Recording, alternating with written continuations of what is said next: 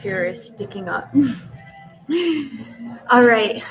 Hi, everybody. So, let me get this situated. Okay. Wanting to go live with Abby and Cristiano, but Abigail is still working on a school project that's due tomorrow, and she has to finish it. So for right now, it's just going to be Cristiano. But he was really excited to come talk to all you guys. And Cristiano, people sent me a bunch of questions to ask you guys. Really? Really, you ready to answer them? Yeah. Now, I'll tell you guys before we get too much into it, because not all of you guys know our family. We lived in the United States. Cristiano went to public schools in the United States until third grade. Yeah. Until third grade.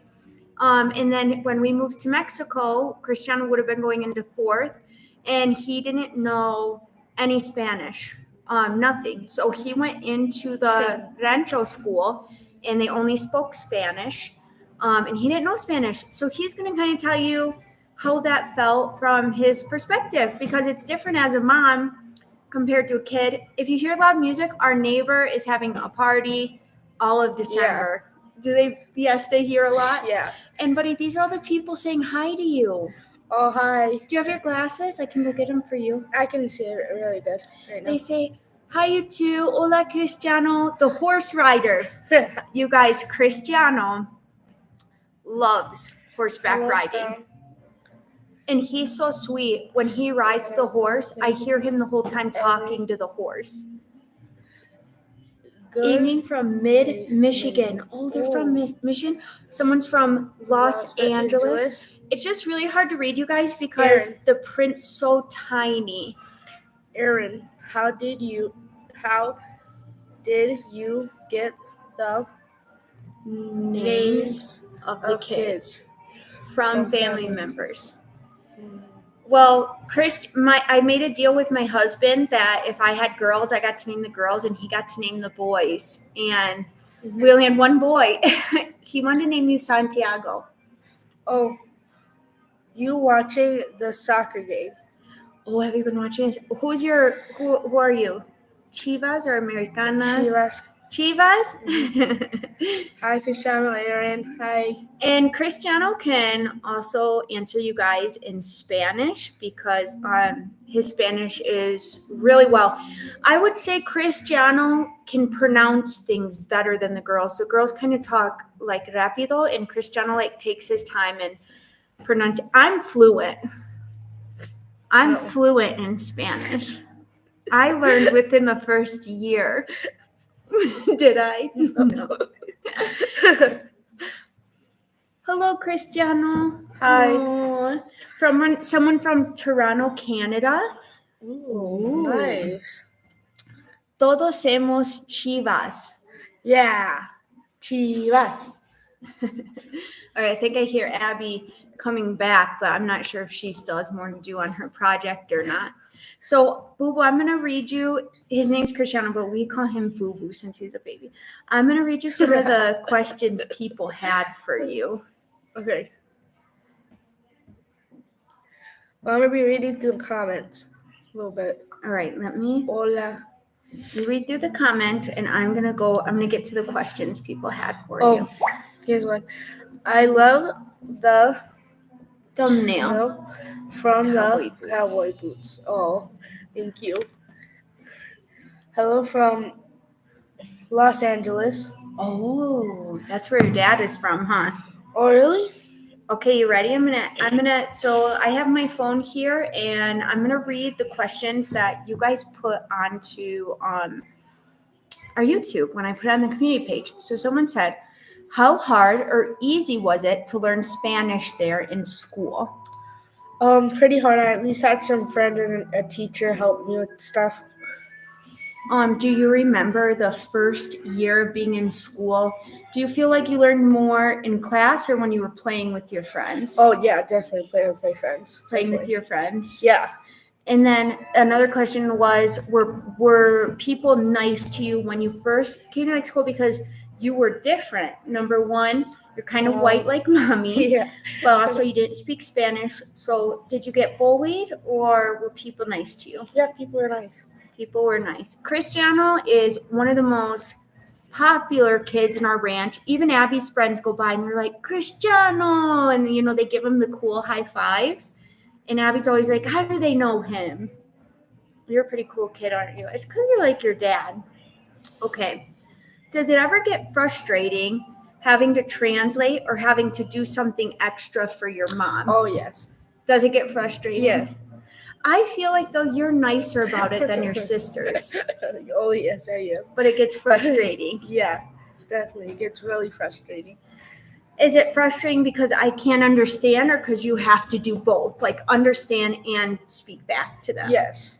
I think not too often they have to translate, but recently I had a meeting with his teacher after school, and I didn't know I was going to have the meeting or I would have brought Lalo, and my son translated the whole thing for me, but you did so well. I feel like you do so well translating. Yeah. Okay, so when you get older, do you think you'd want to stay in the rancho or definitely here. Well, or would you want to go back to the United States? Because you know both pretty well. I'd rather stay here. You'd rather stay here? Yeah. I feel like you do like things about both places, though. Yeah. I feel like you like because we're from Michigan, so my son loved camping and hiking and being with his family there. But you like Mexico. Yes. And then another thing I wanted to tell him is, do you know how to weld? Yes. You guys, Cristiano helps my husband weld things in our home. He's been helping build our home here in Mexico. Somebody from Michigan, they took a photo of their son shoveling snow, and she put, I bet your son isn't shoveling snow, but like to everybody. And I wanted to put a photo of you welding. Oh, you should. And be like, oh, but is your son building a whole entire home with his dad? Okay, is there anything you miss from the United States other than family? Clovers. Oh, yeah. Culver's. Yeah. Culver's. Oh, what's your favorite food there? Definitely cheese curds. Cheese curds. Ooh, yeah. I miss cheese curds too. What do you want to do when you get older? Probably soldado or what?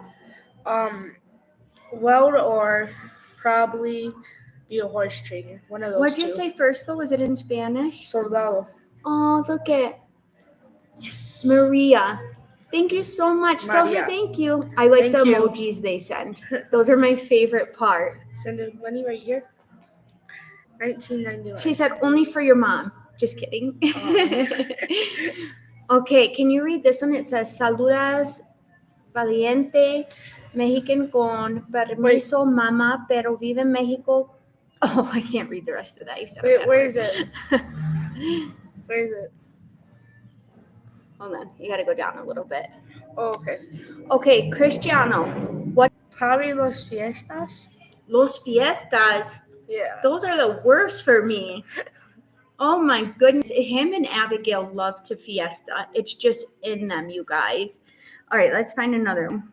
Okay, can you answer this one? She's a mommy. She said, my kids are afraid of moving to Mexico. They understand but don't speak Spanish. How did your kids feel the first month of school?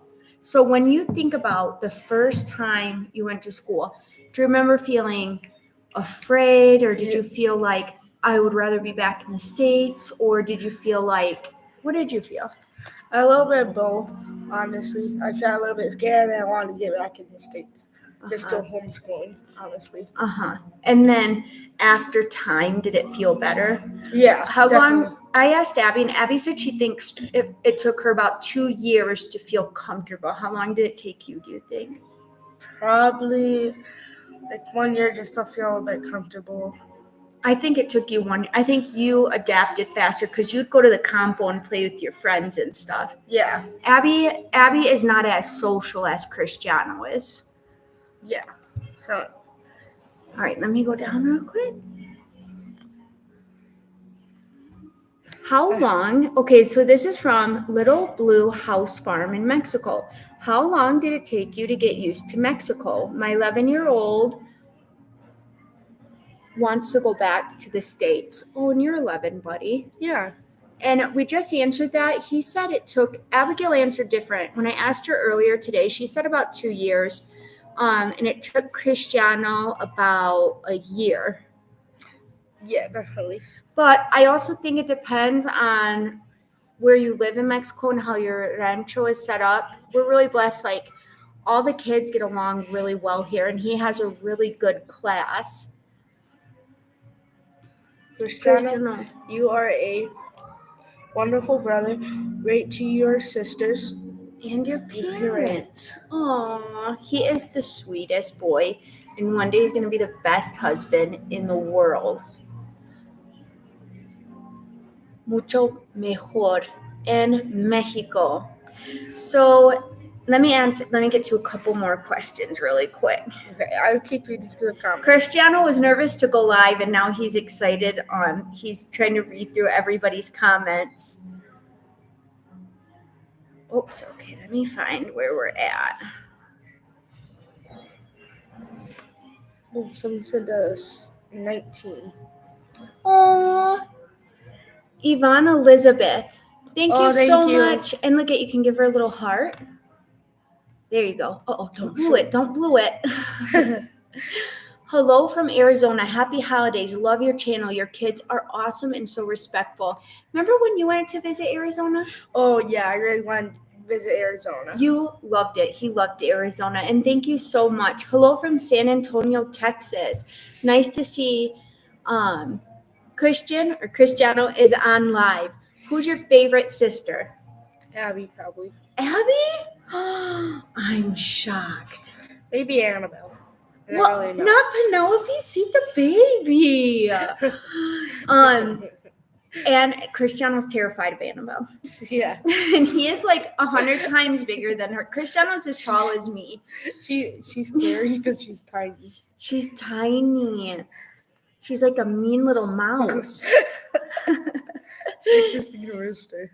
Cristiano, you are so sweet and cool. Keep up the good work. Mi hijos venden pacienzones. Las gusto mucho mejor en México. Oh, nice. Hola todos.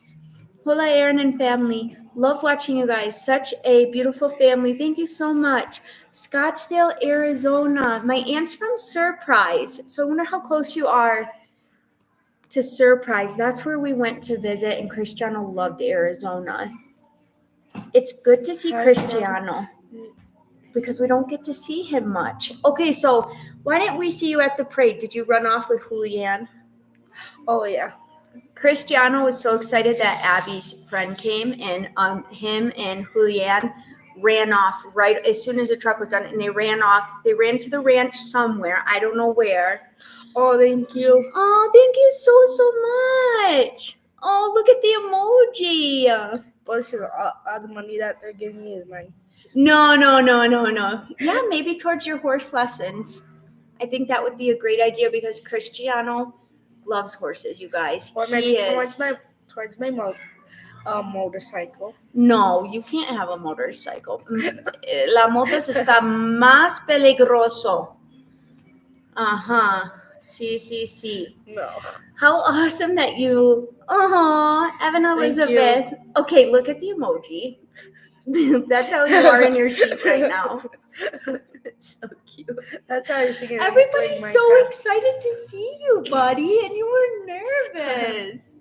Look at, and then this is all the people. How many people are watching you? How would you say that in Spanish? 231. What about this one?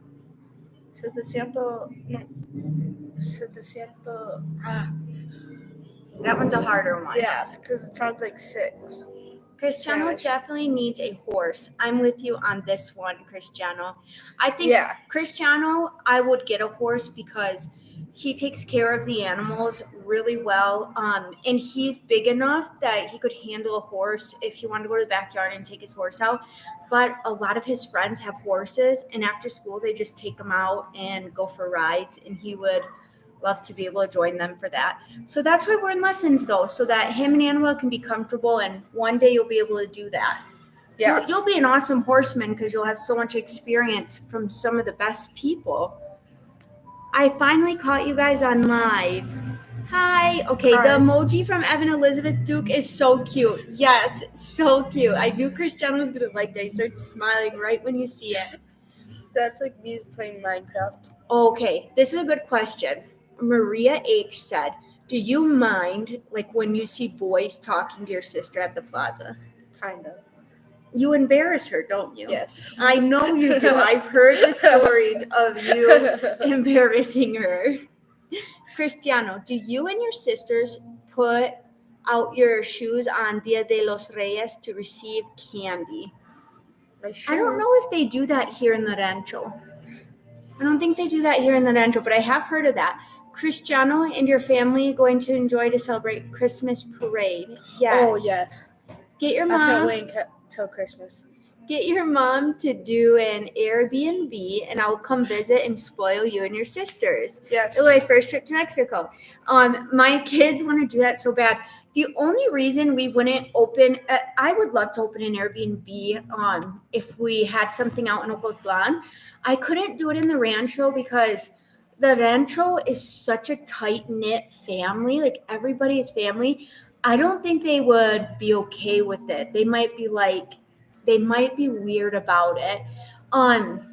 So I don't know, but I'd love to do something in Ocotlan because there's so many ranchos surrounding Ocotlan, Ototanico, Arandas.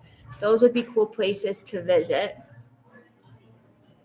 Oh, here comes my husband. Everybody loves Cristiano. Oh, someone said I didn't know Lalo was from Los Angeles. He's from Wilmington, which is by Los Angeles. Yeah, like harbor area, so Torrance, Long Beach, Carson, Wilmington. That's why he has like his LA style. Yeah. Did you love it when Daddy's friends came? Yeah. Caesar and Marty. I had so much fun. I was asking your dad about them today. I love them being here. Saludos from Amarillo, Texas. Oh, nice.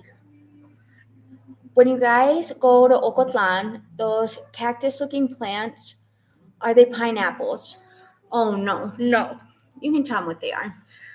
They're tequila plants. And do you know what you call them here in Mexico? No. La maguey.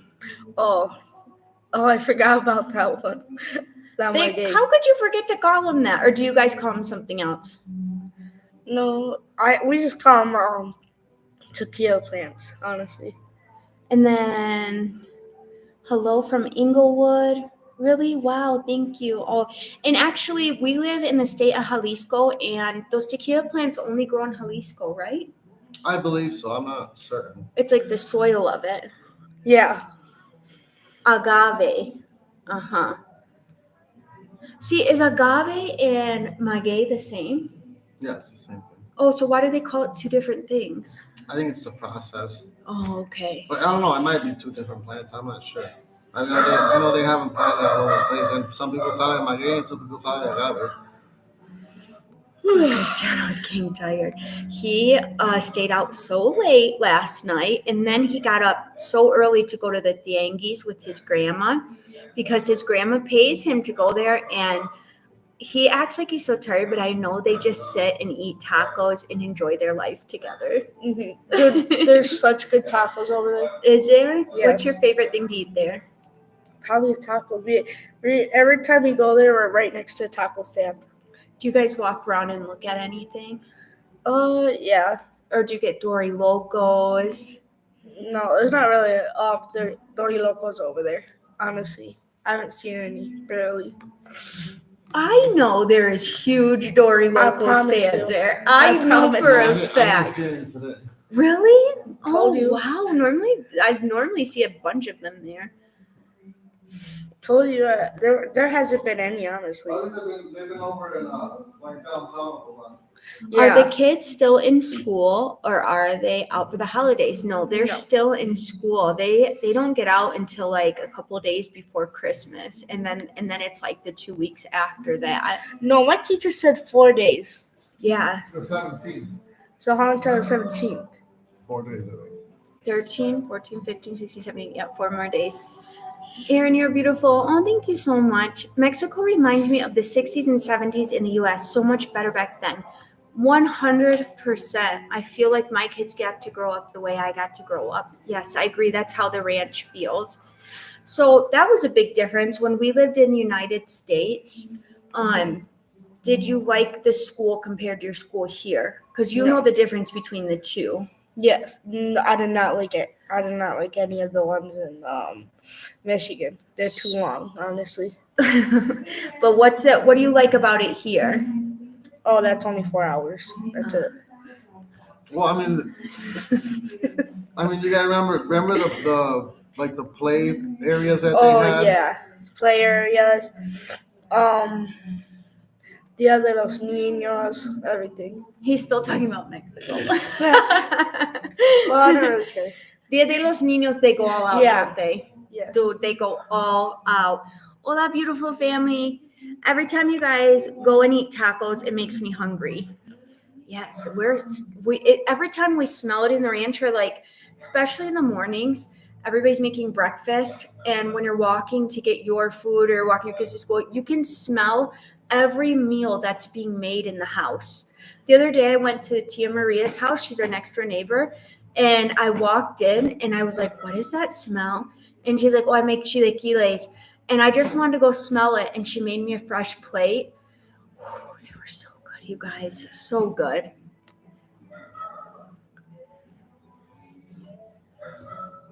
Hi from Texas City, Texas. Richard, hi. Hi, guys. I'm Dylan. I would like 4 hours, though. Kids always give the best answers. I know. Cristiano's like, honestly, it's the 4 hours of school. Hello from West Palm Beach, Florida. Thank you for teaching us how to make delicious food. Oh, you're welcome. What's your favorite thing I make? I can choose. Probably like the pizza you make. Honestly. The pizza? Oh, from the pizza oven. Yeah. Pizza oven good. Pizza. There's nothing like it. What's your favorite Mexican meal? From anywhere. Oh, Dad, what do they call it we just got today from Glen? Cóctel de camarón? Yeah. You get cocktail de camarón? Yeah. Oh my gosh, he went without us. I knew you were taking too long. No, we weren't even there for that long. Well, long enough to eat cocktail de camarón. And Cristiano likes the squid they put in it, even though it sticks to your fingers. Ooh, it freaks me out. Oh, but I have to tell you that my favorite dish is huevo chorizo. Oh, dude. That's probably like my first. And this girl said, Erin, you are an inspiration. I hope to move to Mexico with my husband within the next 10 years. My kids, unfortunately, don't speak Spanish enough. I will tell you, I said at the beginning, Cristiano and all my kids, they knew hola and adios. They knew nothing else. And Abby was already older and Cristiano was already a little bit older. And they're thriving now and they really love and enjoy Mexico. We just had to be willing. Everybody told me you have to immerse them. That was the only way they were going to learn.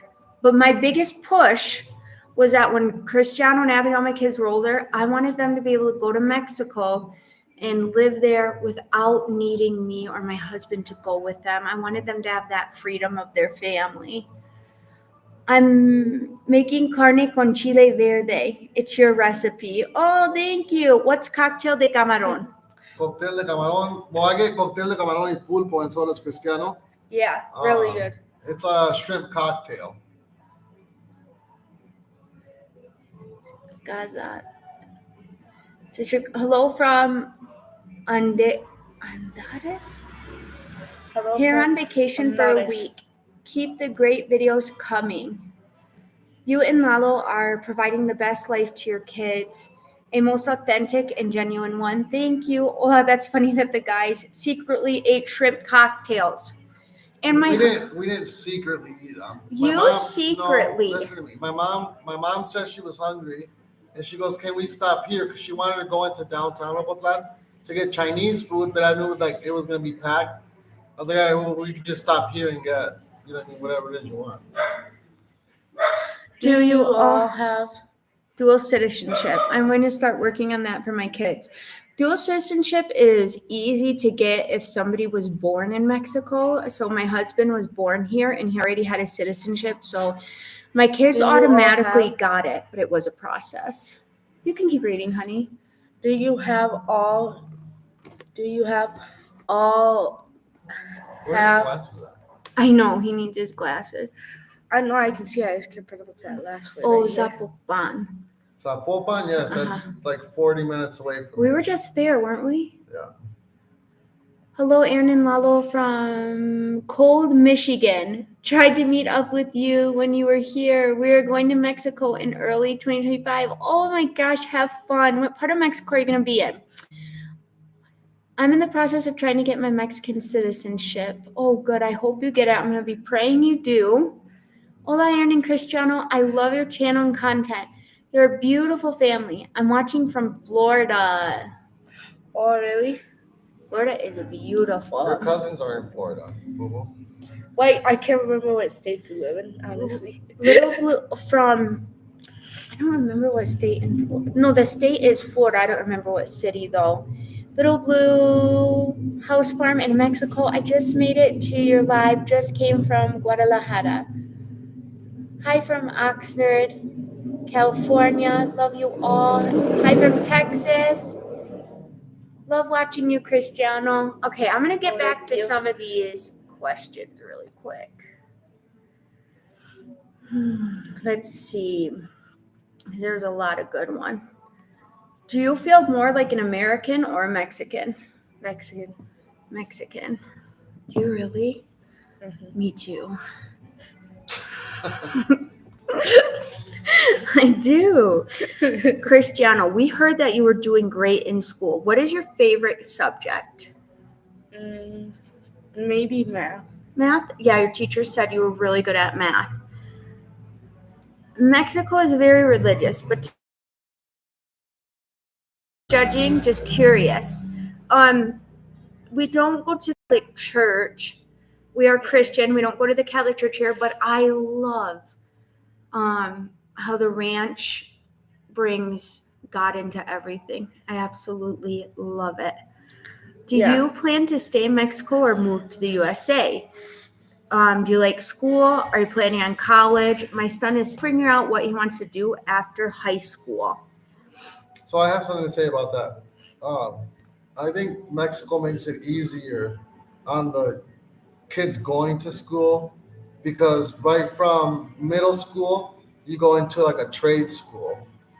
To the prepa. Yeah. So that's more like Oh. you know, you kind of figure out what you want to do a lot quicker than, you know what I mean, when you're getting out of college. They really try to set children up so that, like my husband was just saying, so that you have a trade to go right into, because a lot of times kids here have to help support their family as well. And that's from Rudy. Thank you so much. Cristiano has such a sweet demeanor. He reminds me of my 16-year-old son, who was just born sweet. Very sweet. You're just a kind little boy. Yeah. And nobody messes with him. He's just the sweetest guy. I think that's why he has so many friends. Well, I don't know. It's probably because he's huge. He's like the tallest one in his class. He's tall. And me and my husband are short. I'm 5'3", and how tall are you? 5'7". My husband's 5'7", but my dad was over 6 foot, and so was my grandpa. So Cristiano might have got that gene because he's pretty tall already. Trade schools are great. I wouldn't be surprised if Cristiano went into a trade school. I wouldn't be surprised either. He really likes welding. And he's a lot like my husband. He's always outdoors. He's always doing something. And the girls will sleep in, and Cristiano has a routine. He's like up before the girls, or he folds his clothes and like puts them on the side before he gets into the shower. And my girls are not like that. He's just somehow like got all this stuff from his dad, but his sweetness from me. Are you guys? Oh, you guys are an amazing example of a good family. So refreshing. Thank you. Cristiano, do you speak more English or Spanish? I don't know really. I think the kids have been speaking a lot of Spanglish now. Mm-hmm. So before, even though they could speak Spanish, they always speak English in the house because of me. But now they speak Spanglish in the house because they're speaking so much Spanish. And I'll have to tell you guys, please tell it to me in English. I don't know what you're saying. Sometimes they're getting to the point where they're kind of forgetting words in English and they have to say it in Spanish. Yes. Yes, like especially Penelope. Mm-hmm. Penelope, Remember she got mad at us because she couldn't remember how to say trampoline? and she doesn't know how to say like the courtyard where they play at school. She doesn't know what that would be called in English, or a lot of foods, different things like that. So, but Penelope started kindergarten here. So let's see a couple more. Do you guys get all the American stuff in Mexico? No. Sometimes, yeah, like the creamer or The creamer's some not the stuff. same. The Yeah, creamer, it is. I'm the coffee drinker. I can tell you the creamer is not the same. No. It is. No. Yes, it is. Okay, mister. Listen to this. Julia says, I believe you're more Mexican than American too, Aaron. I'm Mexican born. And thank you so much. That just fills my heart. See that? See that? Oh, Lalo, someone has a question for you. It says, someone has a question for you, hun. Is it, Dad, where did you learn to do all the skills you have, like welding, house building, etc.? I didn't. I'm learning as I go. School to weld. Before that, I worked at a wood shop for a while. So I got to learn how to do some of that stuff. Before that, I remember doing oil changes with my dad since I was a kid, probably 8 or 9 years old. So that kind of came natural. Other than that, I wanted to learn everything. I wanted to be independent. I wanted to not have to pay somebody to do stuff for me. So that was always important. And my dad was kind of the same way. Me and my dad were like best friends. So. They were. And my husband is a little bit of a perfectionist. And so when he, like me, where I'm like, as long as it gets done, it's okay. I do whatever it takes to get it done right. I remember when I was a kid, when we lived in California, my dad would sell at a swap meet at a Alpine Village in Torrance. And I remember my dad had 2 trucks that we would take to the swap meet. So every Saturday, we'd have to load them up with all this different stuff. And one of them had a camper on it, like a topper. And because I was the littlest one, I'd have to go in there and kind of stack all these things up. But I had to do it a certain way. And it was almost like Tetris. I had to like fit all this stuff in there, organized every single time so that I can get all these things in there. So that's probably where I get that from. Mm-hmm. So, and my husband does a good job. He really invests his time into doing things right. We balance each other out because otherwise I think sometimes it would drive you crazy. I don't know that I do things right, but I try and do the best that I know how. This one says, Lalo, Mom, speak English. Does he speak English? Tu abuela? Does my mom speak English? A little bit. Yes. Not a whole lot. A little bit. When is Cristiano going to learn to drive the S10 truck? He probably could do it now because we've let him drive a couple different times. So when we were in Michigan, we used to have dune buggies. And I remember Cristiano being like 5 and already being able to drive a dune buggy. Oh, Evan, thank you. Look at the little emoji. That is so cute. Yeah, my husband, and he needs to work on it more with Abby. It comes naturally to Cristiano. He doesn't panic, not even on horses, and he has wonderful hand-to-eye coordination. Abby does not. But it'll come naturally. The smaller pueblo bought me. We go there all the time. Is that the one you went to, hon? Yeah. Oh, that's cool. Hi from Modesto, California. We love watching your channel. Admire you and your husband and the sacrifices you have made for your family. Keep the videos coming. Love all the pets. Thank you. Hello from Tucson, Arizona. Beautiful family. Love your vlogs. Aaron, is there something you miss from the USA? Love from Juarez. In and out. Culver's. In and out. Booba said clovers, and I love that he says that. But we miss cheese curds. I've tried to make them here once before, and they didn't turn out the same. And I miss good ranch dressing. Yeah. Miss good ranch dressing. Okay, I'm going to read this one to you. Hi, my son is 9, and I have to bribe him to speak Spanish. And I do speak Spanish in the house. We will be going to stay with family for 3 months in January, and nobody speaks English back home. So, Cristiano, I'm going to ask you this. I will tell you that it's good you speak to him in Spanish. Do they speak a lot of Spanish slang here, though? Yes, definitely. So, like how that were like what? So a lot of the kids here will say phrases and things that maybe you didn't teach your son because you didn't know them. So that's the only thing that might be different about him when he comes to Mexico is they might say things and he's be like, what? But they do speak a lot of slang here. But you know all the slang and none of the bad words. You know none of the bad words.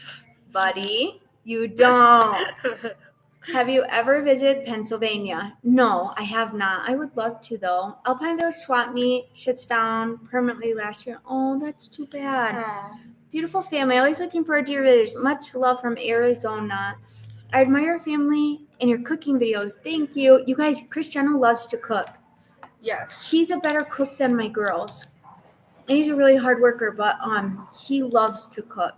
He is my helper, and he is very adventurous with food. He'll try, except he doesn't like enchiladas. Isn't that weird? We all love them, and you don't like them. I don't know why. Hello from, where are you? Good night from Oakland, California. Good night. Does Cristiano play Roblox? I don't know. Do you? Yeah. I think he plays with his cousins that are in Florida. No, that's Minecraft. Oh, okay. Cristiano may grow up to be a chef. I would not be surprised. Are you guys concerned about education from Mexico not be accepted here in America if they want to come back to USA? No. I think if my kids wanted to be engineers or doctors or things like that, then already what God has put into their mind, they're going to thrive at. So even if they went back to the States once they were 18, if that's something they wanted to do, they'd be able to jump right into it and they wouldn't have a problem. But I don't think that's something, I don't know what my son thinks about that, but, and also we teach our kids, there's no pressure. We teach them to work hard and we teach them to make good choices and to love the Lord. And they know that they have to stay on that path, wherever that takes them. If they want to go to school, they work hard, they'll get into a good school. You want to be a good welder, you work hard and he's a good welder. So I don't think we're concerned about it. And plus, Mexico has great education. Do you like your teacher? Yeah. I feel like they're absolutely wonderful here. The math, I feel like, was harder here than it even was in the States. There's like a different expectation level, and because the classes are small, they get more help. So I'm not too worried about it. They do really well. Oh, the apple cream pie looked yummy. Did you try that for Thanksgiving? The ice cream apple pie? No. You didn't try it? Cristiano doesn't really like sweets. No, he doesn't. Amen to that, Aaron. Thank you. Where are we? Hi from Colorado. My family is from Zacatecas? Zacatecas. Is it? I guess so. How come YouTube is not live? I don't know because you know what? I went on to my I'm on my laptop. And it wasn't me of the lie. Make sure you hit the bell icon. Oh yeah, I gotta hit the bell icon. My husband said that might be the problem. Okay, so buddy, I think Cristiano's getting a little tired. Because he woke up early, like I said, to go to swap meet with his grandma. How early did he wake up? Cristiano at 6:30. Yeah, and they didn't come back from the fiesta till almost midnight. Do you want to say anything before you go? Anything you love about Mexico? Or do you have any good questions for Cristiano? Cristiano, Yeah, what do you don't think touch you that. want to do when you get older? probably do horse training or weld. One of those two. I mean, you can do both, but Yeah. what would you really want to do? Probably weld. Probably weld. He is so sweet to our animals. He does have a heart for animals. Puppies, get out! And Cristiano will be like, come on, you babies, let's get out of here. Yeah, That's- it becomes more natural to them. It does. Our girls tend to yell more at our dogs and stuff, and Cristiano does that. He has more patience. Yeah. A lot more. Even horseback riding. Annabelle is just processing what she needs to do. Cristiano, it comes naturally. He doesn't overthink anything. And he's like constantly talking to us. He's like, oh, good job, buddy. And I thought that was the sweetest thing. Like for him to have a connection with. I enjoy watching you help your dad on the house. That's sweet. And you should be proud of yourself for the help you give. You should be proud of yourself. Yeah. I'm very proud of you too, bud. Thank you. How is your little girl doing? I hope she's better. Did Annabelle do something naughty and get her? Yes, very naughty. Okay, listen, I have fun. So today, we get home, because I had to go pick up my mom and Cristiano from the swap meet. And we got home from the swap meet, and my mom instantly is calling for Annabelle. Annabelle, the dog in the front needs food and water. You guys haven't fed it, okay? And she goes, well, there's food and water. And they know, did you do it? And she goes, yeah, I just gave her food and water. She goes, like, okay, well, I'm going to give you a star in the forehead.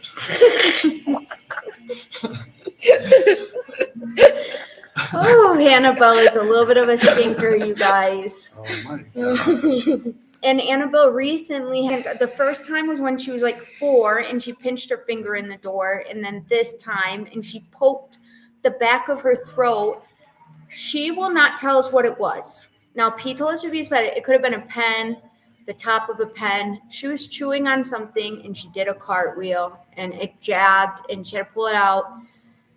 She's very smart though, so she remembers what it was. But she keeps, I'm glad she's okay, and I hope she learned the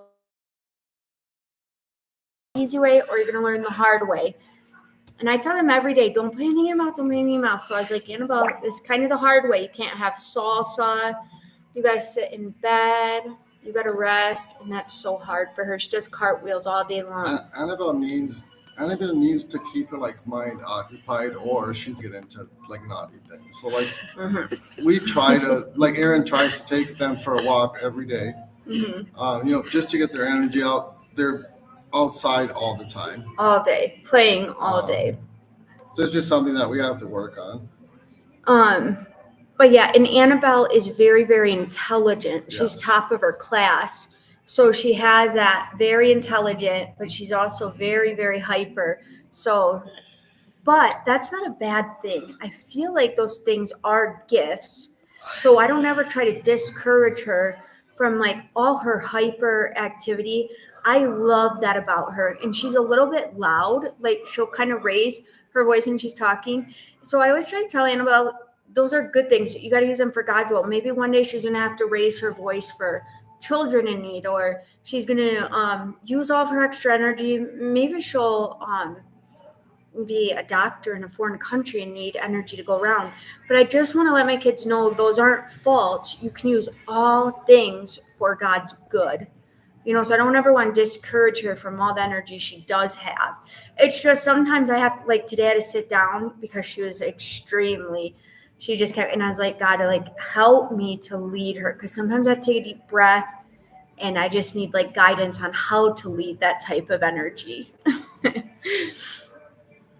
Okay, and then this one says, Aaron, I'm off subject. I just wanted to thank you for the book recommendation. I love the books. You're really good. Oh my gosh, that makes me so happy. I love them too. Is Cristiano Chicano or Mexican born? He was born in the States. So that means he's Chicano? Oh, that's kind of Chicano. If you guys see me get a Chicano tattoo, you know why. Every time I see you, it gives me more motivation to move. I want a simple life, but I don't want to mess my daughter's future if she wants to come back to US. Any advice? Oh, me and my husband felt that we were just talking about this, weren't we? We don't know 100% if we made the best decision, but we do know that once our kids are old enough, they'll have both choices, and that's what we wanted for them. I think we came to the conclusion that, Careful, pumpkin. we're doing the best that we think we can do right now. Yeah. You know what I mean? The only, like in the future, only the future is able to tell us that. Right. I mean, if Cristiano wants to do something, whatever it is in the States, he can. You know what I mean? I know for a fact that there's a ton of people that would want to do the same thing and can. You know what I mean? I'm glad that he's able to see both sides of it. And also, I think, and I don't know for my husband if he feels the same, maybe he does, but I felt like if our kids are going to grow up and work, whether they're working as a stay-at-home mom or whether they're working a regular job, they're going to have their whole life doing that. And I wanted them to have a childhood. So no matter what, they're going to grow up working, but I wanted them to have a childhood. And I didn't want their childhood. School is like work. And I didn't want them to have this childhood just full of work. And then they go to school 8 hours and then they come home and they sit inside because it's not safe for kids to run around with their friends anymore. Or to go to the stores alone or go to the playground alone like I did when I was a kid and like my husband did. And we knew that Mexico could offer this for their childhood. So I feel like that was a big motivation I don't know that. too. I don't know that we knew that from the beginning, because I can tell you that right now, that we know that now. Mm-hmm. You know what I mean? Just seeing our kids, blossom into this, because my kids weren't like this. My kids were shy. My kids didn't want to leave the house. They were scared of all the animals. They didn't know how to play with other kids. No. I remember going to the plaza and my kids would just sit there. Yeah. I'd tell them, hey, we'll try and play with them or whatever it was. And they just didn't. They didn't know how. They play rougher here too. Yeah. They play a lot rougher. You are not babied. And we were used to always get babied in the United States a lot. And it's not that they're not babying in a mean way. It's just they're playing like kids. And when they fall, so many kids fall and get hurt and they get back up and run and play. There's not like the moms aren't running for them. So I like that too. It built up something a little tougher in them. And that was nice too. You can go sit down now if you want, buddy. Would it? Are you tight? Yeah. Cristiano's really tight. Tell everybody bye. Bye. Can you tell them in Spanish? Adios. What is the full? Buenos noches. Okay, Cristiano's gonna go lay down, and I don't know if my husband wants to come sit down for a minute or not. We'll answer a couple more questions, and then I've had a rough day, you guys.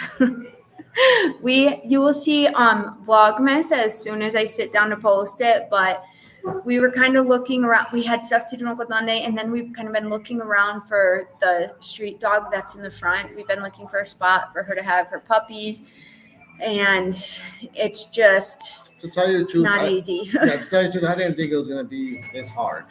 No, I didn't think so either. And then so much comes into play thinking. That's why it's hard living in a foreign country with so many street dogs because you want to take them all in, but you can't. But she's special and we need to help her. So we're going to do the best we can.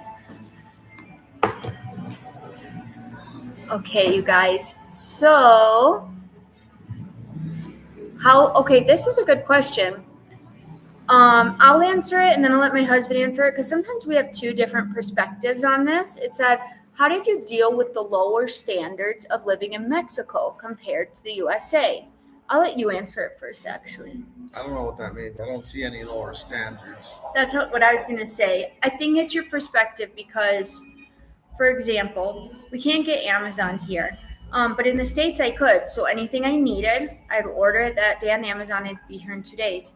But I love in Mexico that if I need something, I put on my boots and I walk up to and you grab what you need. I don't feel like there's a bunch of things that you feel like you need all the time. It's just like your necessities for the day and takes a lot of stress off of you. And my kids don't ask for things like for Christmas. They could maybe think of 2 things they really, really wanted.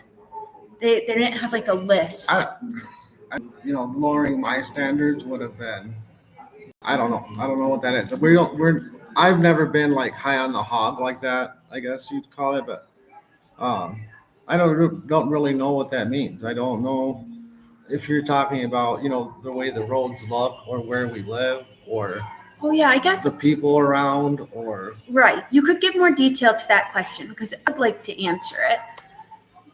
Okay. El Viejo Vaquero said, 435 people watching and only 168 likes on this video. Please hit the like button and help them out. Please hit the like button. Thank you. And I loved how Cristiano was on here. I wish Abby would have joined, but she had her project. I think she's coming in right now. She's so loud coming in. Or it's your mom. Or it's my mom. Lalo, what took you to Michigan? How did you hold on, wait, let me hold on. I truly love watching your family and love wrapping gifts. I don't like. Oh, and someone said, I love your answer to the lower standards question. Okay. Where was I? Okay. Lalo, what took you to Michigan and how'd you meet? That's a good question, and you should talk to them about the ID situation because someone like me can't relate to that because I was born in the States. So at the time, I think it was 2003, my dad was illegal, my mom was illegal, I was illegal, and my younger brother was illegal. And where were you living? I was living in Wilmington, California, and I was 18 years old at the time. And since I was 16, I was already starting to drive without a license and doing all these things. And my dad had a sister that he hadn't seen in 25 years at the time that went to Michigan, from Mexico, went to Michigan illegally. And my dad decided that he was going to go see his sister. And we ended up driving to Michigan. It took us 3 days to get there. And not that it makes any difference, but me and my brother drove a 1972 GMC pickup from Wilmington, California, all the way to Muskegon, Michigan. And we ended up meeting my aunt. I've never met before. We ended up meeting my aunt and stuff, and we were there for the summer for 3 months. And when we went back, my dad decided that, Michigan was better for us at the time. Michigan at the time was still giving out IDs and driver's license, and I wouldn't be driving illegally and stuff. And my dad made that. My dad had no reason to move to Michigan. No. My dad made plenty of money. He had a whole business set up in California. He really had no reason to, just except for, wanting me to not get in trouble or my brothers and stuff like that. Right. And then they moved here, and then I met my husband, and I had dated other people. This was like the first like real Hispanic person I had dated, And you guys, when I started dating my husband, because I am not Hispanic, I'm from Michigan and I'm like full gringa. When me and my husband started dating, I didn't know he was illegal. I knew his family for such a long time, but I didn't even, not just him, I didn't know like of illegal immigrants in the Mexican community because I went to a school that had, it was all different cultures, all different races, and I didn't know that there was an illegal situation even going on. But when me and my husband talked about that and I found out more about his mom and dad and things like that, I wish I would have been vlogging back then because you guys get to see a really beautiful part of our life. And when me and my husband first started dating, we had Abby. Our life was beautiful, but it was really, really hard going through the legal process and Not immigration only process. not only that, just marriage itself. Being married freshly young, having babies, and then my husband, when he was illegal, he had to come back to Mexico for a year. And during that year, I'd come to visit, but I also was working full time as a waitress. I had a little baby, and I was paying lawyer fees for me and my husband. But God was working something out for us because even when my husband came back, we felt like, okay, now you have your residency, we have a home, we have cars. Why do we not feel settled? Why do we feel like there's this big, huge part of our life that doesn't feel right? And I feel like just in the last couple years, we've finally been able to take a deep breath and be like, we feel like we're kind of where God wants us. And we went through so much of a hard season to get there. It was a really, really hard 12 or 13 years. It wasn't all easy, and No. we sacrificed a lot also. But yes, we sacrificed. All worth it. But I wish I could have vlogged that part for you guys because it's so beautiful. But sometimes to get to where God wants you, you go through a lot. And it's like, do you have the faith to keep pushing? Imagine us telling our families, even my husband's family, because they didn't live in Mexico, and saying, we're selling everything and we're moving our kids to Mexico. I mean, everybody on my side of the family thought I was crazy. And everybody on my side thought I was crazy. I don't blame them one single bit. Our kids didn't speak Spanish. I'm gringa. I don't speak Spanish. We had no idea what we were gonna do or how it was all gonna work out.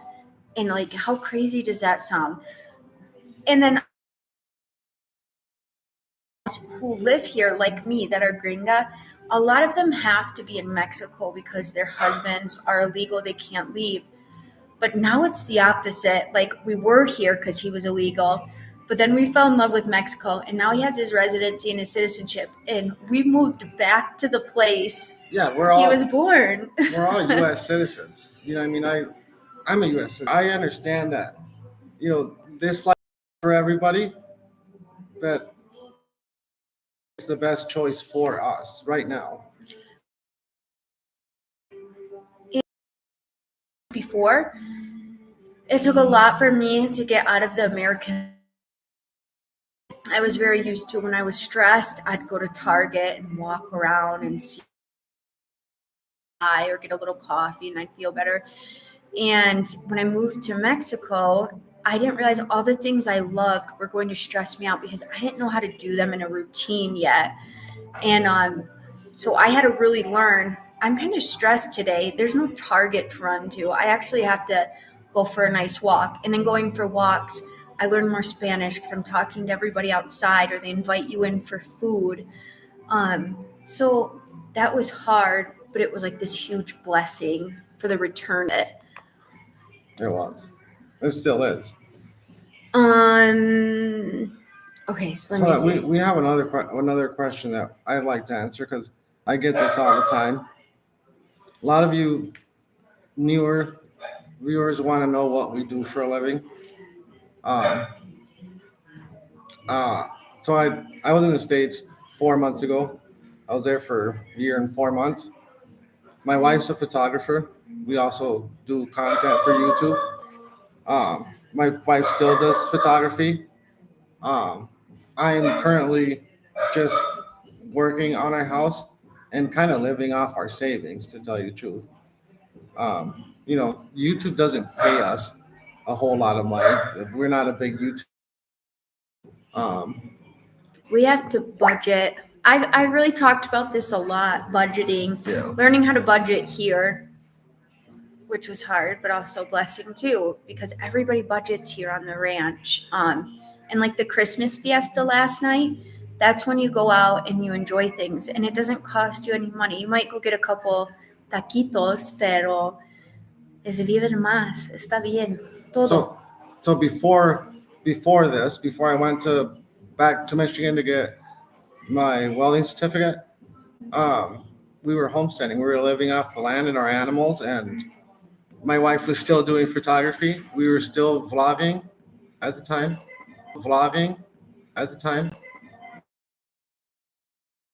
Money out of thin air, I feel like.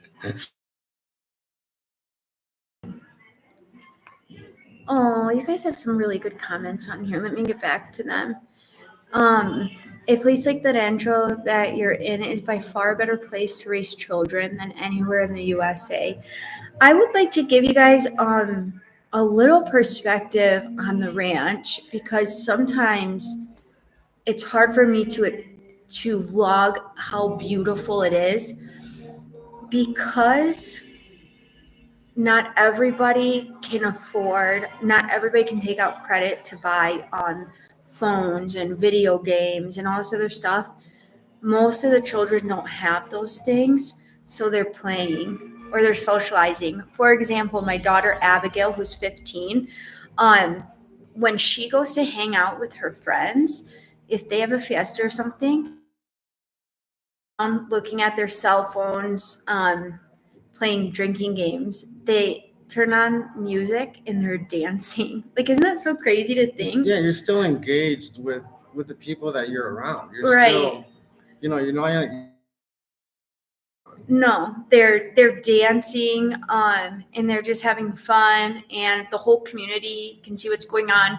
And Cristiano, he's always out with his friends, and he knows when it starts to get dark, be back home, and he doesn't have to have a cell phone. We don't have to track him. None of the kids here have anything like that, because the whole community is watching them. It's a village, basically, that we live in, and everybody's supporting and loving each other. When they say it takes a village, it really does. It really does. Like, for example, when Annabelle got hurt in the back of her throat, the whole ranchito knew about it by the time we got back. And then the little girls that night, they went to the church and prayed for her.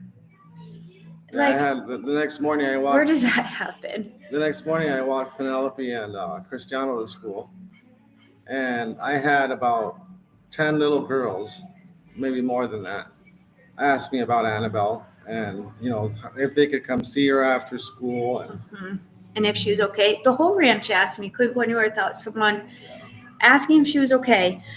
So those are the different perspectives on kids.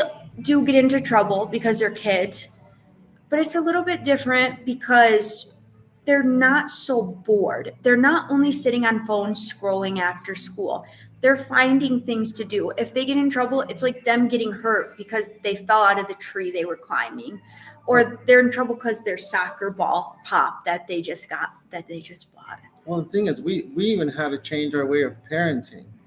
You know what I mean? Because it came a point where. Oh yeah, that's a good example. Where our kids were so used to being inside, right, that if we would put them on timeout, they were like, okay, fine. You know what I mean? It wasn't even like a punishment. No, and not only that, we were so cautious with our children. Okay, for example, like when you get out of your car to walk into Target, like I was talking about, you stay right next to me, you hold onto the car, you stay right next to me, you're not allowed to. But like here in the rancho, and like, Abby, we go to the store and get us what we need. It's different. We had to loosen our parenting because when we first got here, I didn't want to let them go to the plaza with their friends like everybody else or to the campo. I was like, there's no way. because that's not how you can do it in the States. But here in Mexico, slowly, You start seeing the reality of where you are. yes. Yeah, a good way to put it. You start seeing the reality of where you are, and it's like if you grew up in the 80s, that's kind of what it feels like. You Yeah, have freedom. kids are out on their bike and they're out playing, and when it gets dark out, you report home. That's what I did. I mean, Right. I remember being outside skating all the time. Every once in a while, he'll come back a little late and he gets in trouble. But he has to be in trouble so he knows he has to be home. But we also are happy. We know he was having fun and he's being active. And he's being safe. That they still got home. And then I'll answer a couple questions on here. It says you have almost 50,000 subscribers. I thought that was 1K a month or close to that.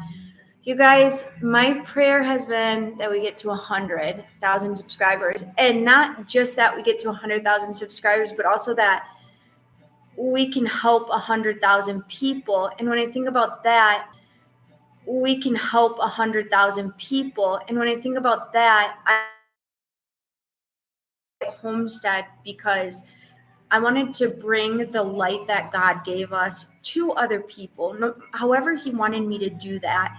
And so if we had 100,000 subscribers, and some people tell me our YouTube brings them calm or joy or peace, or people send me prayer requests.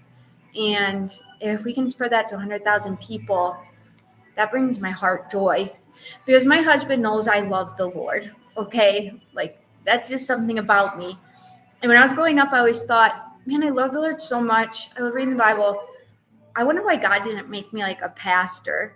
But then I have my YouTube channel, and I feel like I visually get to show people how beautiful God made the world and the blessings around us that not everybody gets to see. Sometimes they don't even look like blessings. No, sometimes they don't. I feel like those puppies coming are going to be blessings. We don't even know. Maybe they're going to be blessings to other families. Yeah.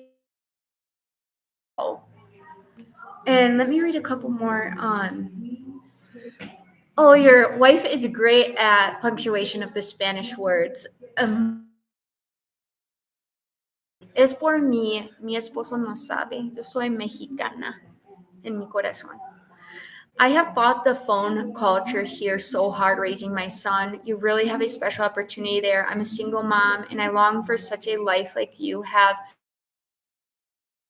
Hard to not have the community around and trying to keep our kids off of phones and things like that. That would be hard. That's something that I try to point out all the time.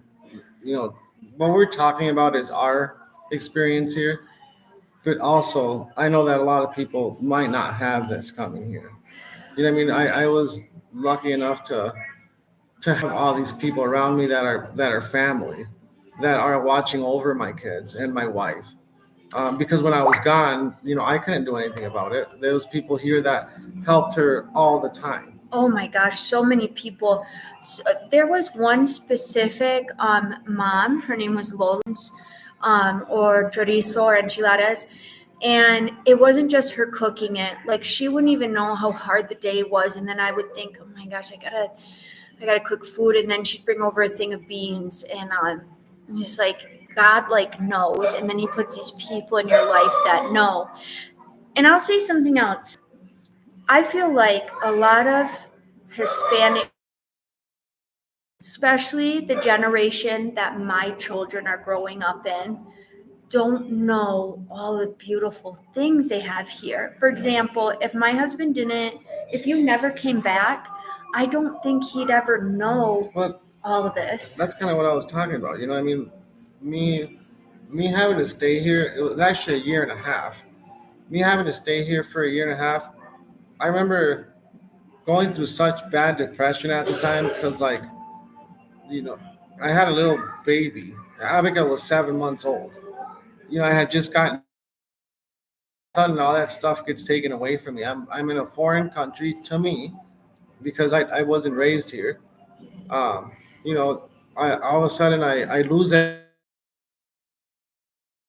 and somehow still push through it, and then end up in the beauty of where I was at. Right. And to end up with me, a gringa, who loves Mexico just as much. Yeah. Because I'm not Hispanic, like I said, and to end up here with me, and I'm like, I love Mexico so much. I don't know how he'll ever get me to leave. Like, That's on here before, but our goal was being here for 5 years. We didn't intend to stay here the rest of our lives. and fall for it. I remember at one point when my husband was in the United States last year and he was getting his welding degree, and he called me and he said, Aaron, I don't know if we're going to make it. I don't know if we're going to be able to stay. And I just remember telling him, like, I'll do whatever it takes. I'll do whatever it takes.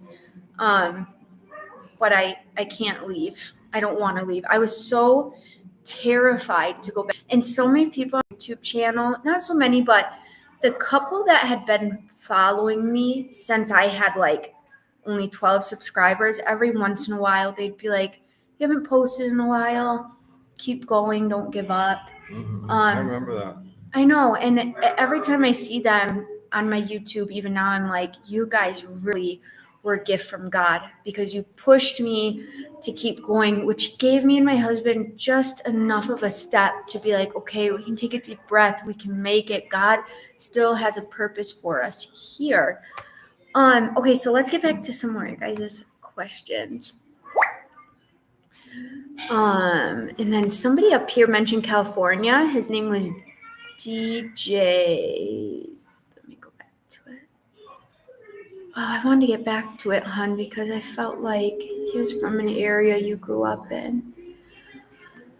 Oh, shoot. If he comments again. DJ Jesse. Okay. I grew up in the 80s, lived in San Gabriel Valley, Cruz, Whittier, Hollywood, Whittier. Lake. Yeah. Take care. Happy holidays. Thank you, DJ Jesse. I'm sure my husband knows those places. I do. Thanks, dude. Someone says, is your family Catholic? You don't talk much about going to Mass or saying the rosary. We are Christian. But I feel like Christian and Catholic, I feel like Catholics are Christian. But we are Christian and we love the Lord, obviously, and we read the Bible.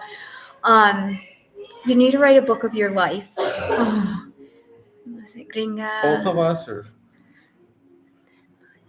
Okay, translate this a little better for me. No es un insulto. I guess it depends on how you use that word, right? Yeah. I did have a conversation with a mom here in Spanish the best I could, because Abigail was having conflict with a girl here, and every time she'd have conflict, the girl would the first thing they say to her is, you're gringa. But then some people here call me gringa, and I know that's just out of love. Like the girl Lola, I told you I bring me food, she calls me gringa. So it does depend on how you use it. And I had to explain to that girl's mom. She's like, it's just, and I was like, but it depends on how you use it, because I wouldn't, I don't know how to explain that right, but it just depends. It was just the wrong context. Yeah, but I don't mind. Yo soy gringa, pero en mi corazón yo soy mexicana. Pues. I followed you when you had 300 followers. Oh, thank you, DJ. That's so kind of you. Hi from El Paso, Texas. Usted es una ejemplo de esposa de luchar. Sí, sí es. Lo dice porque eres mexicana. No lo tomas mal. Ya no eres gringa. Exacto. Muchas gracias. Sending love to you for staying afloat. We never know when someone else is struggling, and we need to keep those who uplift us daily in our prayer list. You're helping others in unexplained ways. Thank you so much, Rex 7. Oh, they said that's some good Spanish. It is good Spanish. See? Yo soy. Yes, a book would be fun to read, starting with how both of you bring up, and take it to your life now. Man, I'm sitting here thinking about, how many people I know, and I can't think of anybody that has like the same story as us. I'm sure everybody has like their hardships and stuff, but I know so many people that were also illegal and didn't have to go through so much of us stuff. Right. You know what I mean? And I'm not like this isn't like a feel sorry for me type of thing. But again, I feel like we didn't realize some of those things were to be blessings. No, we didn't realize. Do you have any Mexican family members, Aaron? When you visited the U.S., some of your family looked Hispanic. My grandpa's side is Czechoslovakian, and my grandpa is Slovak, which would be European, but he has the, and so does my mom, and so do my sisters. But I'm just You look no. more like your grandma. Her grandma had same features, red hair. Oh, they did have. My grandpa has a little bit. His great grandma was full Native American. No, I'm not even joking with you guys. I tell my kids this all the time because that means I have a little bit of Native American in me. And there is an instinct in me that I can tell what time it is by looking outside. And I'm almost exact. Almost exact. It's true. I think that's like a mom power. No. That's a real thing. Hi there from any Ohio. You guys have been so busy. Oh, hi, Melissa. I see your comments all the time. How are you? God bless you guys. The festivities and parade looked like a lot of fun. How is Annabelle recovering? Annabelle's recovering wonderfully. It's just getting her to learn the lesson of what you did could have really hurt you. But she's recovering really well. I swear it's because all your guys' prayers, because she's seen 2 specialists and they thought she was going to have to go in for surgery, and she's healing well. Yeah, so when we went, the specialist that was there pretty much told me it's 50-50. Either it's going to heal really good on its own, size of the puncture. She goes, if it was just a scratch, it'd heal a lot faster, but because of the size of the puncture, I'm concerned that it's not going to close all the way. Yeah. And so far, I mean, it looks like it's closed already. It looks like it's scabbing now, but right. And you guys were praying, and we had her resting. We really didn't let her up for a couple days. We just gave her lots of fluids and let her rest in bed and watch movies. And then I love when you guys are from different places. It's so cool. Coachella, Quito, Ola de Palm, Desert, California. Love how they comment each other. I grew up not speaking Spanish, but when I moved with my husband and his family, I picked up Spanish, so now I can understand it and speak it. But they had to not speak so fast. That's funny you say that because there's some people here in the ranch. They can like say anything and I can grasp it. And then there's some people who I'm like, I don't know anything they just said. It's their dialect is different or how they speak it. yeah, I think I speak really fast in Spanish. So does my mom. But then Lola doesn't. You can understand Lola, whatever. I can't understand Lola. Really? She's terrible for me. I can understand her daughter Karina. Perfect. Lola, not a word. Abby always has to translate. She gets so frustrated with me. And then Lola gets mad at me because I can't understand her. I think she speaks too fast. Ramco said in 2009 we spent $50,000 to fight my wife's deportation. I know exactly what you guys went through.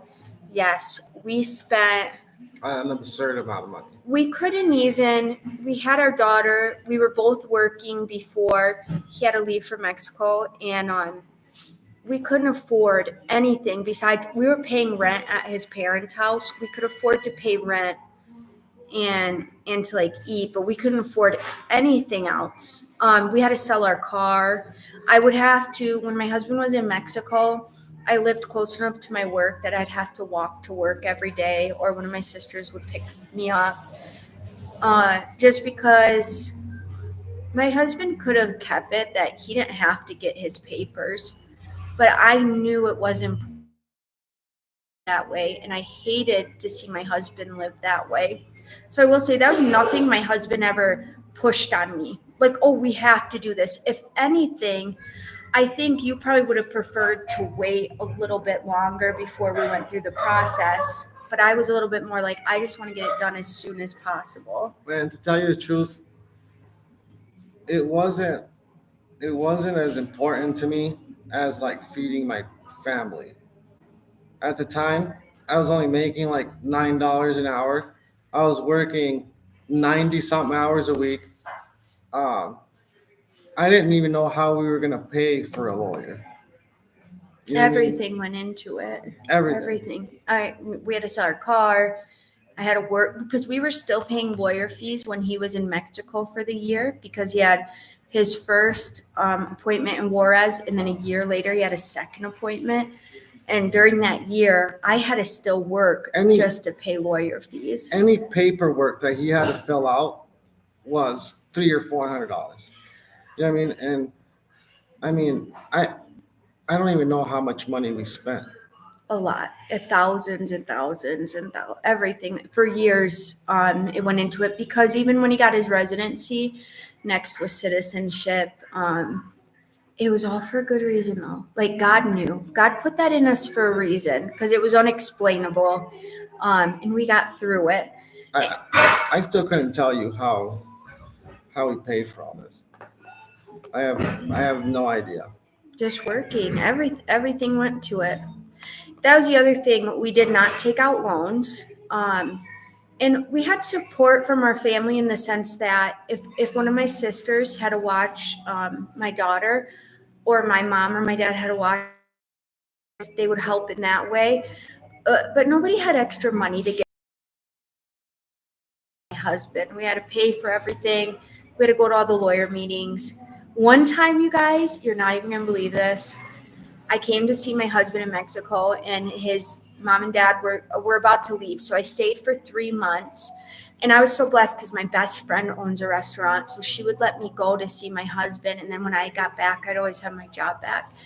And said, we're taking the bus back. And I didn't have money for an airplane ticket. So I was like, well, how much is the bus? And to get from Mexico to Michigan was like $100 altogether. It was more than that. I think it was like $180. Yeah, maybe 180. And I was like, okay. And so from Guadalajara to Houston, Texas was just one straight bus. It was like a luxury bus, so nice and calm. How many hours was it? 22 hours on the bus? Yeah, but it was nighttime, so it was really calm. I got to see most of Mexico driving on the bus, so nice. We get into Houston at midnight. I don't know what part of Houston we were in, but I was scared, okay? And my mother and father-in-law are sitting on the curb eating McDonald's, and I'm like, what's next? And they don't speak very much English, my mother and father-in-law. And they're like, we have to wait for the next bus. And I'm like, well, when is it? It's midnight. And I had Abby. She's only like 2 at the time. And I'm holding her. And a police rolls up and he goes, why are you guys sitting on the curb? Because we're not in a good neighborhood and it looks suspicious. And I'm like, you ask them, because I don't know. I don't know what's going on. And they didn't speak English to tell him. And I was like, I think we're just waiting for the bus. And then the bus guy says, the bus to Chicago, that'd go straight from Houston to Chicago, wasn't going to get there for 2 days. And I was like, 2 days? I can't sit how am I going to sleep? What if someone takes my daughter or something? So we had to get on a bus. We stopped in every single state up until we got to Michigan. It took about 5 days. And I had severe stomach issues because I ate something bad right before I got on the bus. At one point, we were probably halfway to Michigan. Wait. You gotta give more context on the bus that you got off of in Mexico and then the bus you got on. Yeah, then we're thinking from Houston to Chicago is going to be the bus like Mexico. No, it was like a city bus. like a metal city bus. And I had no cell phone at the time, and I only had a DVD player that played Dora the Explorer for Abby. So 5 days. And I remember I put Abby's blanket over my head at one point, and I just started bawling. And I was like, I just need to get home, okay? So we finally get to Michigan. And my mother and father-in-law, we get to Michigan, and we stop at the bus stop, and I'm like, finally, because we had a bunch of luggage, finally, and I am about to go to the emergency room because I've had severe stomach issues for 5 days. I haven't been able to drink or eat anything. I'm so tired. I haven't been able to sleep. And we get to the bus station, and I'm like, who's picking us up? And they go, oh, well, we didn't tell anyone we were coming back. And I was like, what? Nobody's picking us up from the bus station? We had to take all of our luggage, and I was holding Abby, and I had to walk like to the house. But then you asked my parents, what happened? They were mad at me for being sick. I'm about to have mental issues for the rest of my life from this. Now I know I can survive most travel situations because nothing will ever compare to that. But then again, like, that just tells you how bad we wanted this. You know what I'm saying? I shouldn't have got on the bus to begin with. That was your fault because you convinced me that it was going to be fine. My husband couldn't go with me because he was still in Mexico at the time, so I had to go with his parents, and it wasn't good, you guys. I would never recommend that for anybody, ever. The bus from Guadalajara to the border was okay, just not from the border to Michigan. No, but you guys, what was really hard for me to see, and it was the first time I'd ever seen it, we got to the border of Mexico, and I'm still on the Mexico side, and it's morning, and I'm looking out the bus window, and I can see an older guy, and he had on his ranch clothes and a big hat, and he was fishing from the Rio Grande, and on that side was a bunch of old pueblos and a bunch of other things. And from that side, I could see the big city of Houston, Texas. Now, this was years ago, but I could see skyscrapers and things. And I was like, how hard it must be for people who are struggling, who have absolutely nothing and are desperate. And they're sitting on that side and they see this big, shiny city that is just in reach. And that must be really hard for them. And that was the first time I was in Mexico, and something gave me a different perspective. And I just crossed so freely, even though that bus ride was horrid and not many would have survived. That did give me a different perspective. Anybody would have changed places with me in a minute. They could have. You think it's funny, and you wouldn't have survived. Yeah, I can tell you that right now. I think it's funny I didn't think it was funny then. It just, like I said, it's funny to me, like, my parents thought it was no big deal. You know what I mean? Like, I don't know if that's because of the way they grew up. It's the way they grew up. They are literally no pasa nada kids. You know how they have no sabo kids? My mother-in-law's generation was no pasa nada kids. Okay? I'm like, I have severe stomach issues and I might pass out. Oh, no pasa nada. Una Gatorade. And I'm like, can I have some medicine? Can we stop at a pharmacy somewhere? But no, they give me a good perspective on life. It was just not fun, dude. Oh my gosh.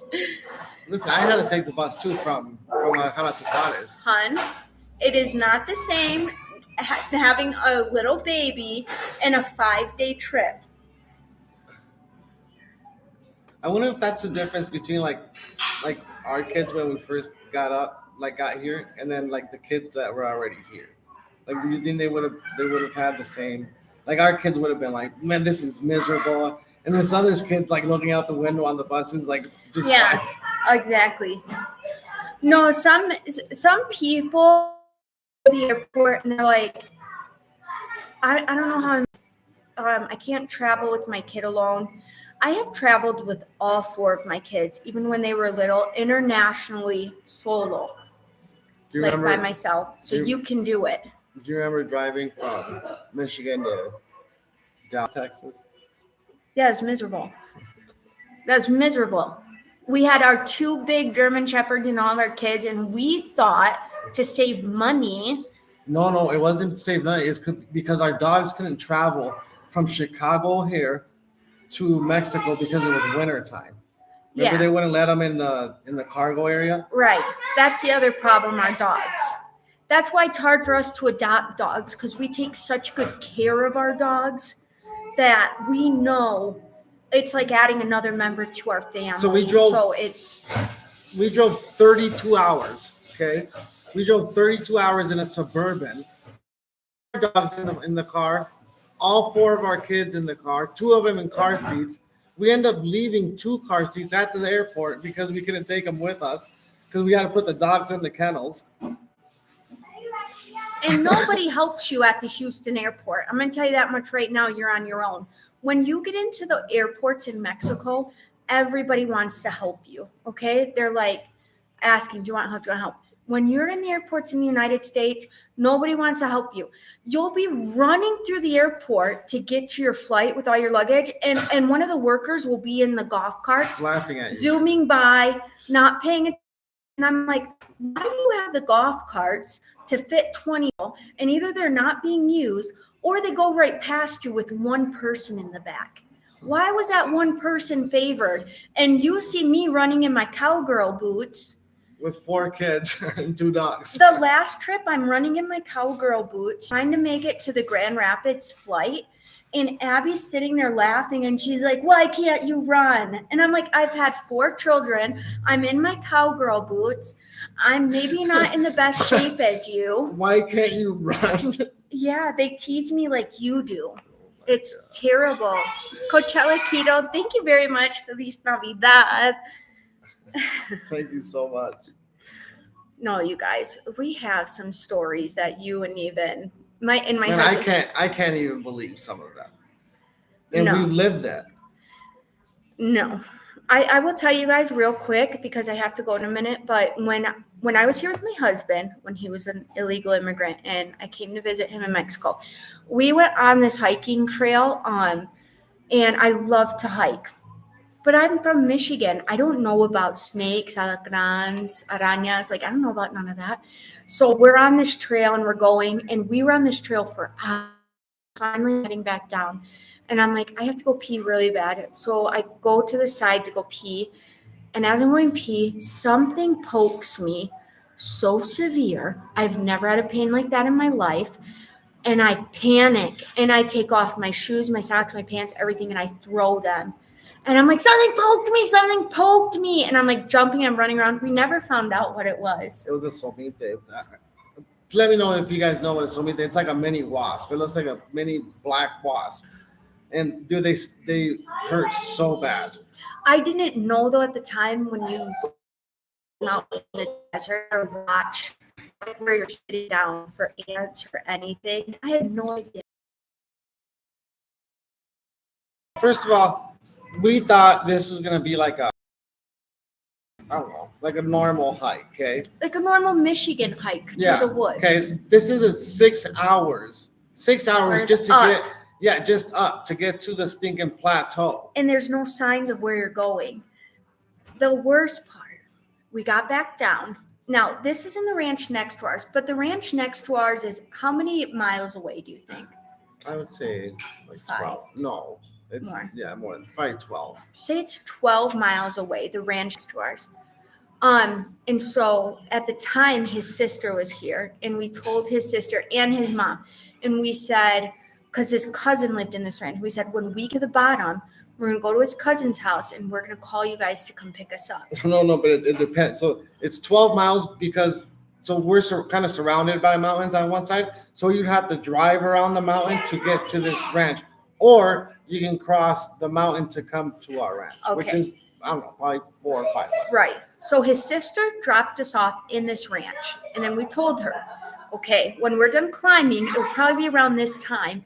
Come pick us up or we'll call you. She said, yeah, that's fine. No big deal. 6 hours of climbing this mountain, okay? And then to get back down. Right. and then 6 hours, get to the top, come back down. We are so tired. I can barely walk. We get to the bottom. We had to cross a field that we crossed earlier, okay? As long as a football field, I'd say. It had barbed wire. When we crossed it to begin with, there was no animals in there. When we get to the bottom, and there's no house around us, there was bulls. It was full of bulls, you guys. And I look at my husband, I said, what do we do? There's no way I can walk around it. I was too tired. And he said, we have to make a run for it. And I was thinking in my head, what if I make it halfway and the bulls see me?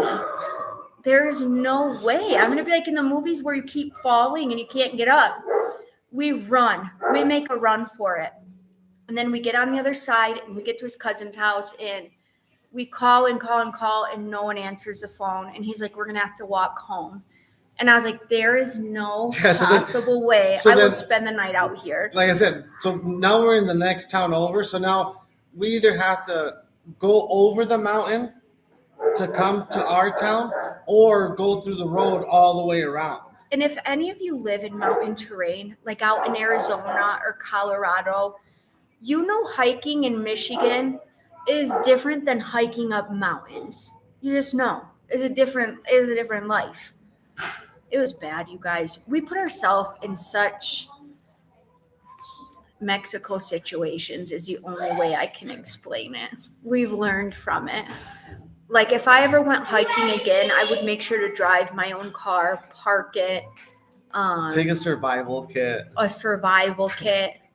Lots of things. We had nothing. I don't even think we brought toilet paper. That's 101. When you go to Mexico, if you ever go to Mexico. The thing is, we didn't realize, how big of a hike this was. We made it though. I know, but we wanted to go up there to see where it plateaued at, and then because we had already heard that there was like huge trees up there, so we wanted to see what they were talking about. Okay, realize how long it was going to take us.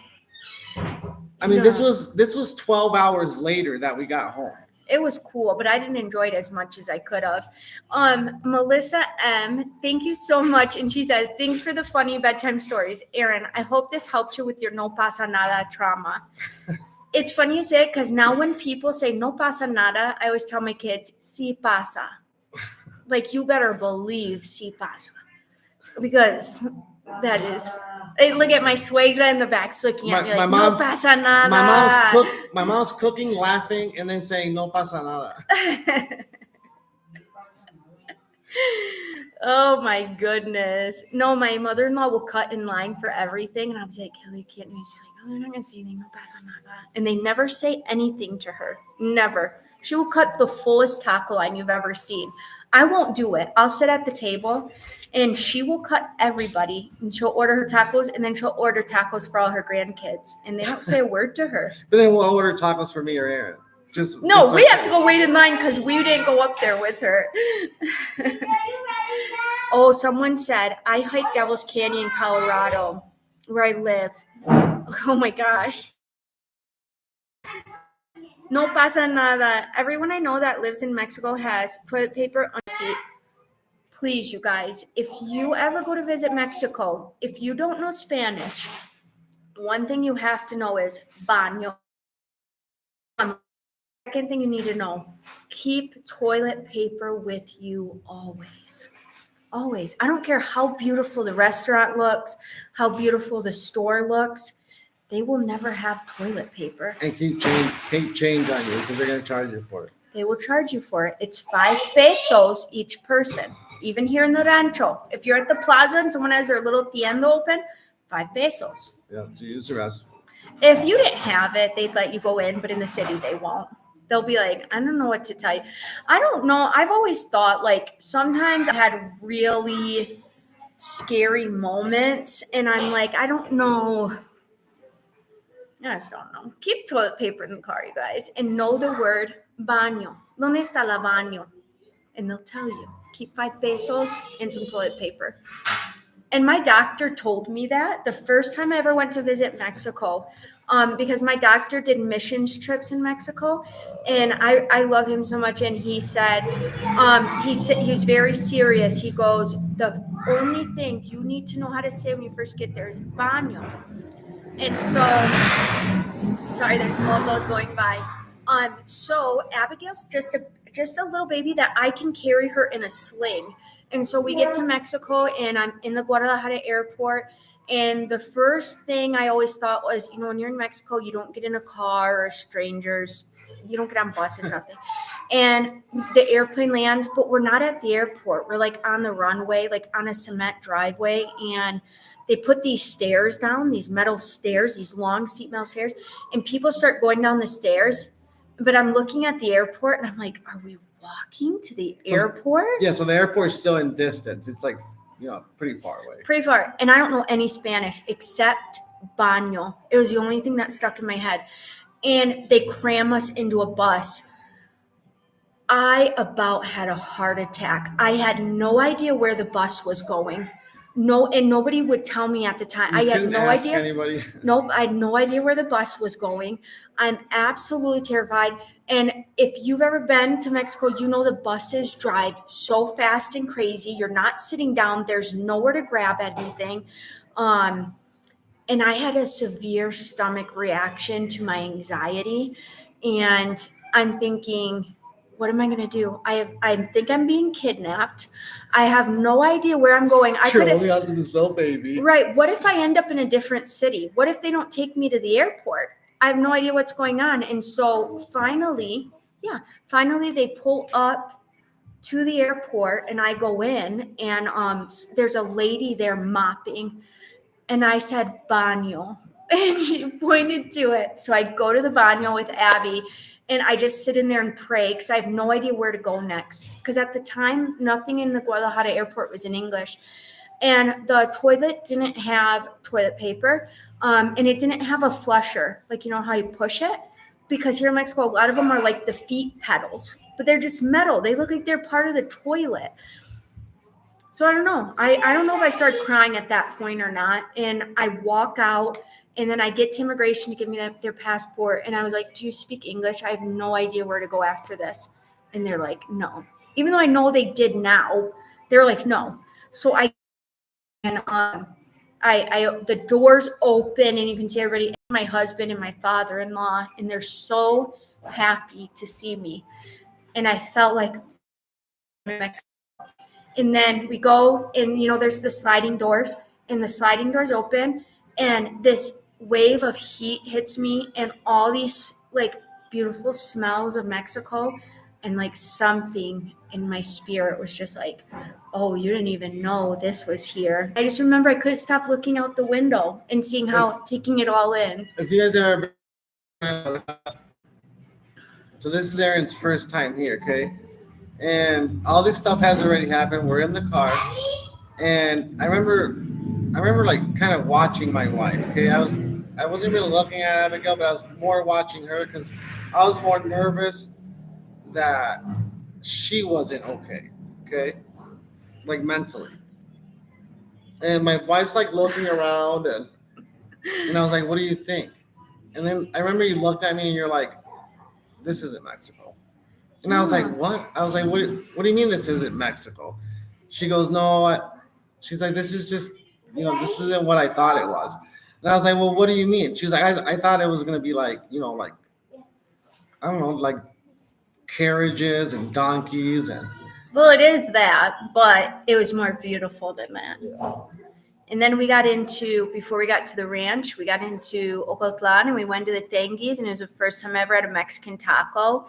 And I was just like, my world has changed forever. Yeah, taco stand is still there. Yeah, I remember exactly. And now I knew, like, it clicked right then. Oh, this is why you fell in love with your husband. This was all waiting for you as a gift from God, and it truly was. And I didn't even know any of this existed when I was dating or when I married my husband. I didn't know any of this was here. So it was a big blessing. Neither did I. Neither did my husband. Had no idea what we were getting ourselves into. But yeah, that's really important. Any foreign country you go to, you need to know the name of the bathroom. It's very important. Would you ever fly to China? No. No, I'm uncomfortable on the 4-hour airplane ride from Chicago to Mexico. I'm extremely uncomfortable the whole entire time. I don't know how people fly for like 12 hours, 17 hours. I have no idea how they do it. No idea. There, I couldn't. Never. Dude, I would. I'd fly to China. I will tell you guys on the way back to and we were sitting, there was these two guys, they were brothers. They were probably in their 20s. And they were sitting right in front of me and Abby. And I remember seeing them come in together and then they sat in front of us. And I had taken some like NyQuil right before I got on the plane because I wasn't feeling good because I was in Chicago and it was so cold and everything. So I took some NyQuil. And I fell asleep, but I fell asleep like my mouth wide open. I was snoring and I never fall asleep like that. And Abby woke me up and she's like, Mom, and I was like, oh my gosh. So we get off the plane and those guys stopped me and they're like, we watch your YouTube. It's so nice to meet you. And I was like, I was so horrified. I was snoring. My mouth was wide open. I was drooling. This is real life. Everybody on here that says this is fake. This is real life. And I felt so happy they still wanted to talk to me after seeing me that way. It was embarrassing. I've had so many embarrassing, even with Abby. Yeah. Abby's always like, Mom, why would you say it? And I'm like, I don't know. Okay. We're going to get going and there's a question right there. I flew from France to America with my son when he was 6 weeks. He has gotten 2 to 3 times a year to France since he was 2. He is a pro. That's really good. It's so good for kids to be able to travel. Dude, so are our kids. And someone said, Connie, MW10, and look at you now, Erin. You blend in and are a stronger woman. Good job. Thank you. I hiked Eagles Landing in Utah. It took me 3 hours. It was worth it. Yes, I bet it was. I love hiking out here. It's beautiful. Lupita, you need to write a book of all your no pasa nada moments. Oh my gosh. Dude, that's a shirt right there. No pasa nada. That would be such a good vlog to make for you guys too, that no pasa nada moments, because kids here say that all the time. And just so you know, she called me Lupita because me and my husband went to Chapala for the first time. That's your alter ego. Right. And I didn't know what to expect going to Chapala because I have never been in a tourist town in Mexico. This is an all Hispanic community. I'm the first gringa to ever even visit here, like full gringa. So we go to Chapala, and as soon as we get in, we're heading towards Walmart, and it's just all American gringas, okay? And I look at my husband and his friend Marty and Cesar with us, and I said, I'm going to tell you guys right now, do not act like I'm gringa. You are going to call me Lupita, and you're going to talk to me in Spanish because I've come too far for you to treat me like this. So now even people in the ranch that know mess around, and they're like, Lupita. And I don't know why Lupita is the first. I don't know. I feel like I would be a Lupita. But anyways, if you do see me in public, you can call me Lupita, and I will respond to that as well. But I don't play that game. He was not about to put me in with the gringas of Chapala because I already knew what they were thinking. I was not going to. She describes things straight out La India Maria movies. Yeah, for sure. That would be great merch. We need to. It would be really nice if my suegra would wear it too. Maybe we could get her cooking apron that says no pasa nada. I was just going to say we could get her apron. She would love that. Gringa Maria La Lupita. Hello from Nicole. Visit California. Me and my husband were talking. His friend Cesar and Marty live out there, and I would really love to just get a little perspective of where my husband grew up. I would really love to go visit there one day. Well, Cesar and Marty said they'd be back in January, so we'll see. Cesar, if you're watching this, she said you'd come back in January. I would love that. I would love that so much. And none of the boys would talk to Abby in the plaza because they were walking with us. Dude, so Marty's like 6'4". He's like huge, okay? Sweetest guy ever, though. Mm-hmm. So everybody's like scared of him. 6'4", and he used to be like a bodyguard. Yeah. Or like a bouncer. And so, all the boys are used to, like, when we get to the plaza, all Babby's friends, they all come up and walk up to her because she'll go sit somewhere else. And even when she went to sit somewhere else, nobody would, like, go up and talk to her. They were so nervous. Lola can't stop laughing at the stories. Lalo. No, Lalo always laughs at me. Even with the rooster. Can't take it. The thing is, I haven't thought about things in like so long that as soon as she says like a key word, I already know what she's talking about. So you know what I mean? It like almost makes me laugh before you, because I'm already thinking about it. A hat for Lalo that says "No pasa nada." Yeah. That would be perfect. Hello from Spokane, Washington. Hello from Western Washington. La música favorita de Lalo y Erin. I bet my husband knows my favorite banda. Think about it. I'm always like, I want to go see them in concert. It's the only band I'd want to see in concert. He's really short. Muy guapo. Cristiano what? No! Are you serious? No, that guy's so much chisme. It's not even funny. Think about it. Who serenades my heart? I have no idea. Hun, think about it. No clue. I'm going to make him think about it for a minute. Think about it. He's short. It's one He's kind person. of white, but he's not white. No, he has a whole banda, but he's the only one who sings. La Adictiva. Yes. If that band is watching, please tell me when you're going to come to Mexico because I will travel to go see you. The guy who sings just serenades my heart. I don't know what it is. And Well, not me. I like Los Dos Carnales and El Fantasma and all that stuff. Oh, Fantasma? Oh, they're okay. Not like Adictiva. Okay. Luis Miguel. Oh, is that his No. Oh.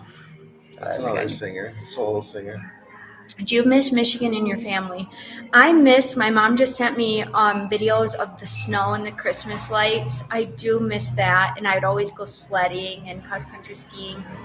I'd want to go for maybe 2 weeks in the winter and then 2 weeks in the summer, but my mom's been coming to visit more. I'm hoping one day she'll meet somebody and want to live out here forever. The thing is, it's just so hard to like time things, because like traveling from Mexico to Chicago, because we'd have to drive from Chicago to Michigan or fly, but then you never know what the weather's gonna be like, so you don't know if you're gonna be stranded in Chicago or Grand Rapids or.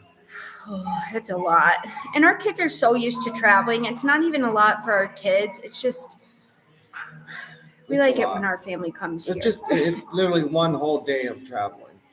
And then bien provecho. Go enjoy your dinner and family. Thank you. See, Juan Gabriel. What?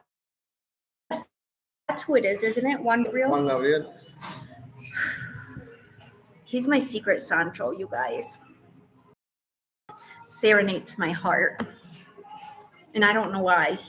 I love his songs, his voice. Abby really likes him too. She has a lot of his music. What's for dinner?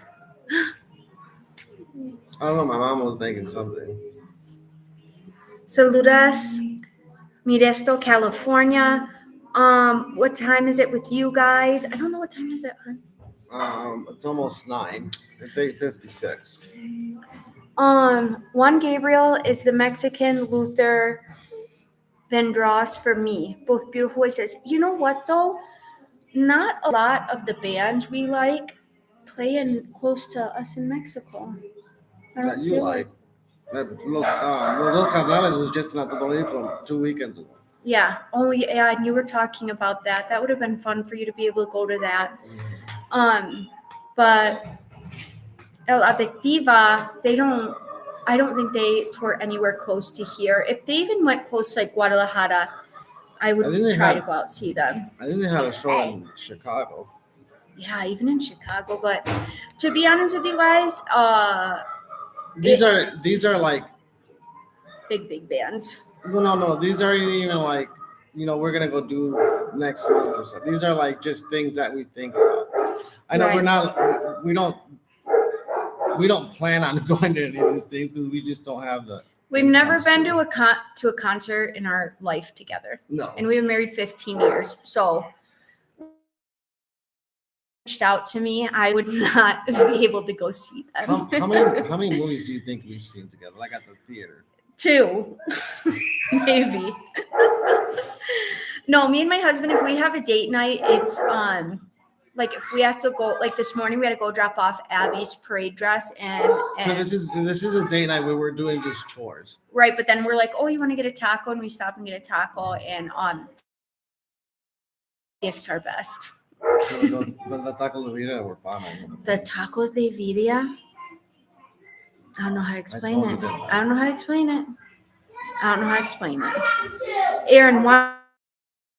Sancho, that's funny. It serenades me, you guys. When are you coming back to the States? My husband, I don't know if he can or not. It's going to depend on if our home is done or not. But my kids get a month off in August, so we would love to go back to the States in August to go see my family. Because it'll be almost 2 years since my kids have been back. So we're gonna try in August. But I need to go in March. yeah, my husband does need to go in March and do a couple of things. He'll go by himself though for about 2 weeks. Like I just did a physical because we have a really wonderful doctor who's been my family doctor since I was a baby.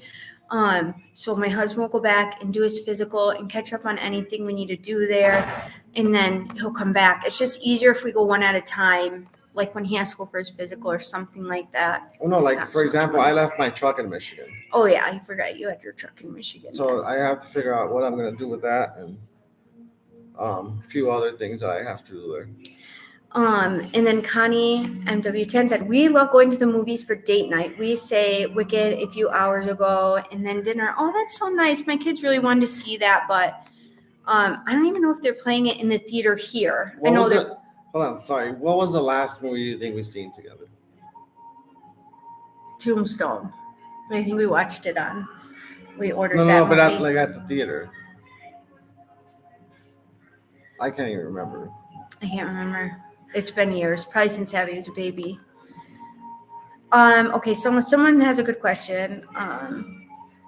When I'm confused about the healthcare in Mexico. Do you have insurance or just pay as you go? You can do both. Yeah, you do both. You can do like a high-end insurance where like everything's covered. You can do anywhere in between that. You can not have, or you can go without healthcare. Yeah. Which I don't plan on getting hurt anytime soon or whatever it was. But yeah, you can do whatever it is you please.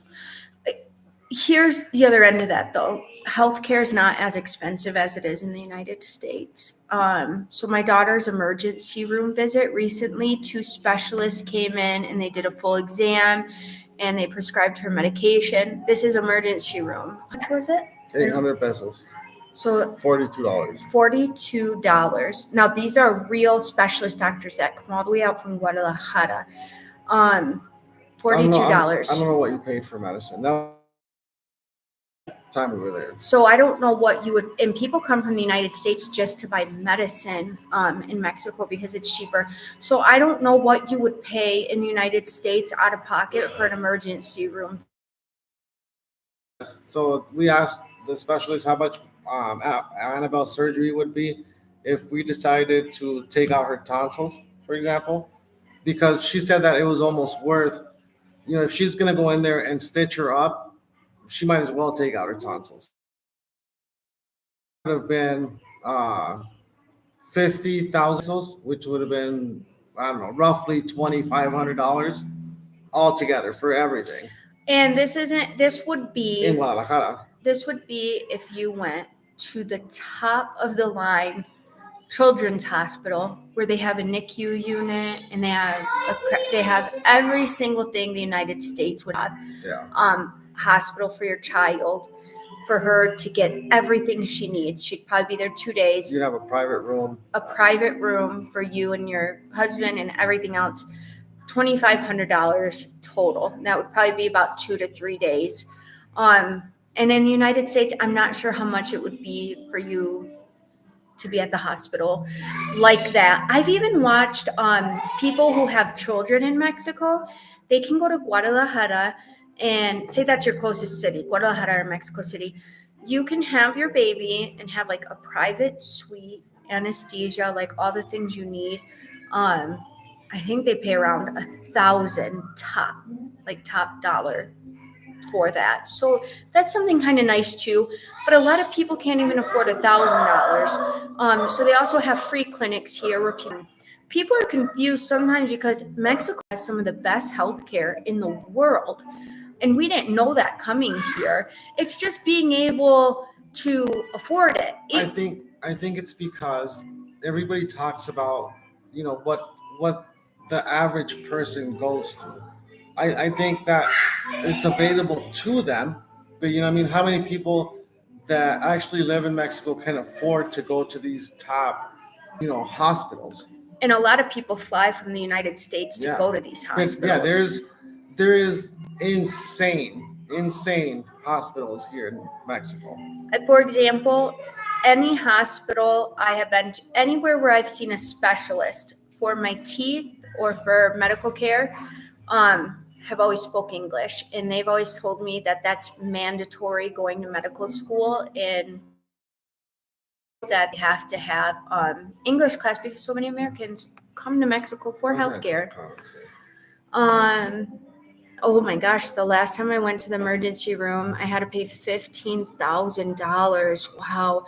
I was paying over $1,000 a month just to have insurance, no vision or dental.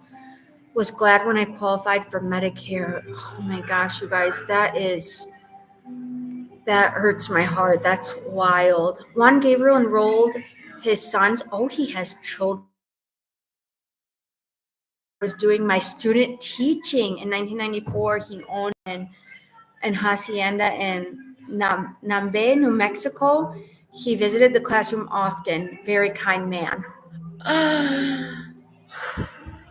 Did you ask him to sing for the class? I would have had to make up some sort of thing where like, oh, if your parent has a special talent or job, you should bring them in for Parent Day and have them serenade a song to me. I'm telling you right now, I could not have met him without asking him to serenade my heart for 5 minutes. Oh my gosh. In the USA, you get medical services regardless. Yes. Yeah, so here in Mexico, they just made that a law. Yeah. But everybody I know, people who don't have much financially, they still have free medical service. So hard when people visit Mexico and they get sick or something, have to go to emergency room, and they don't know how things work. That's where you get yourself into bad situations. So we've really had to talk to other people and go through situations to figure out how do these things work. And just praying we're safe and we're healthy and we're protected, because it is scary, but you have to trust. How do missionaries do it? How do they go out to foreign countries in the middle of nowhere? You have to have some sort of faith in God that you're going to be okay where you're at. I go to Juarez for my dental. So much better and a lot less expensive. Yes, dental is wonderful here. You guys have good medical service because you have money. So I feel like even the Seguro offers good medical service, which that's the free medical care.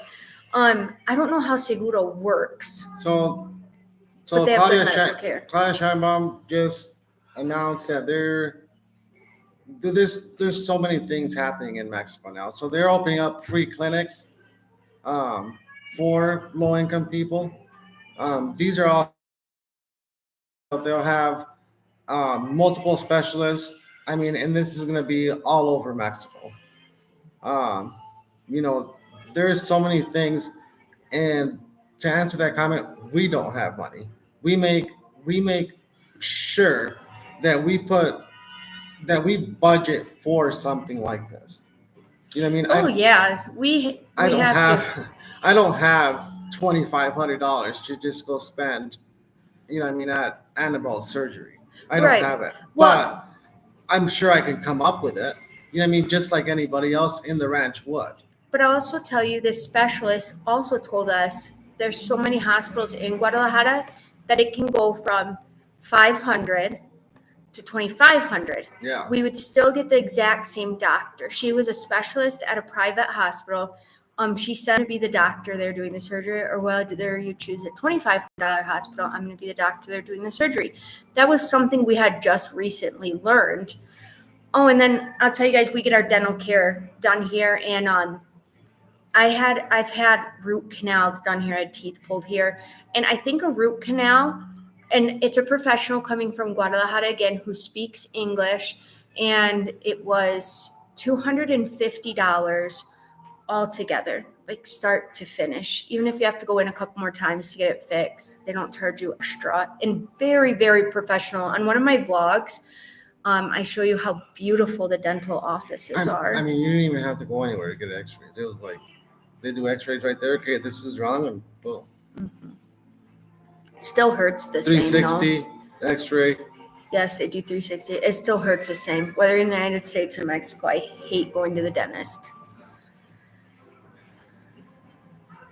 Not everybody has seguro. I don't know anyone who doesn't have it. And we know almost everybody here in the ranch. But yes, there's people in Mexico who don't have it. But it is offered. I don't know how you wouldn't qualify for it. I'm not sure, but I do know that everybody here in our ranch does have free health care for this. Went to the same hospital we went to because a couple people have had emergency services where they had to go to this hospital, and everybody in the ranch comes together and donates money to help them with whatever they need because the seguro might not cover that hospital that they want to go to, or the seguro has no, it's too packed. They can't do anything about it. So Yeah. you know what I mean, they have to put them in a private hospital. Like I said, I don't have money to just go spend on, some surgery.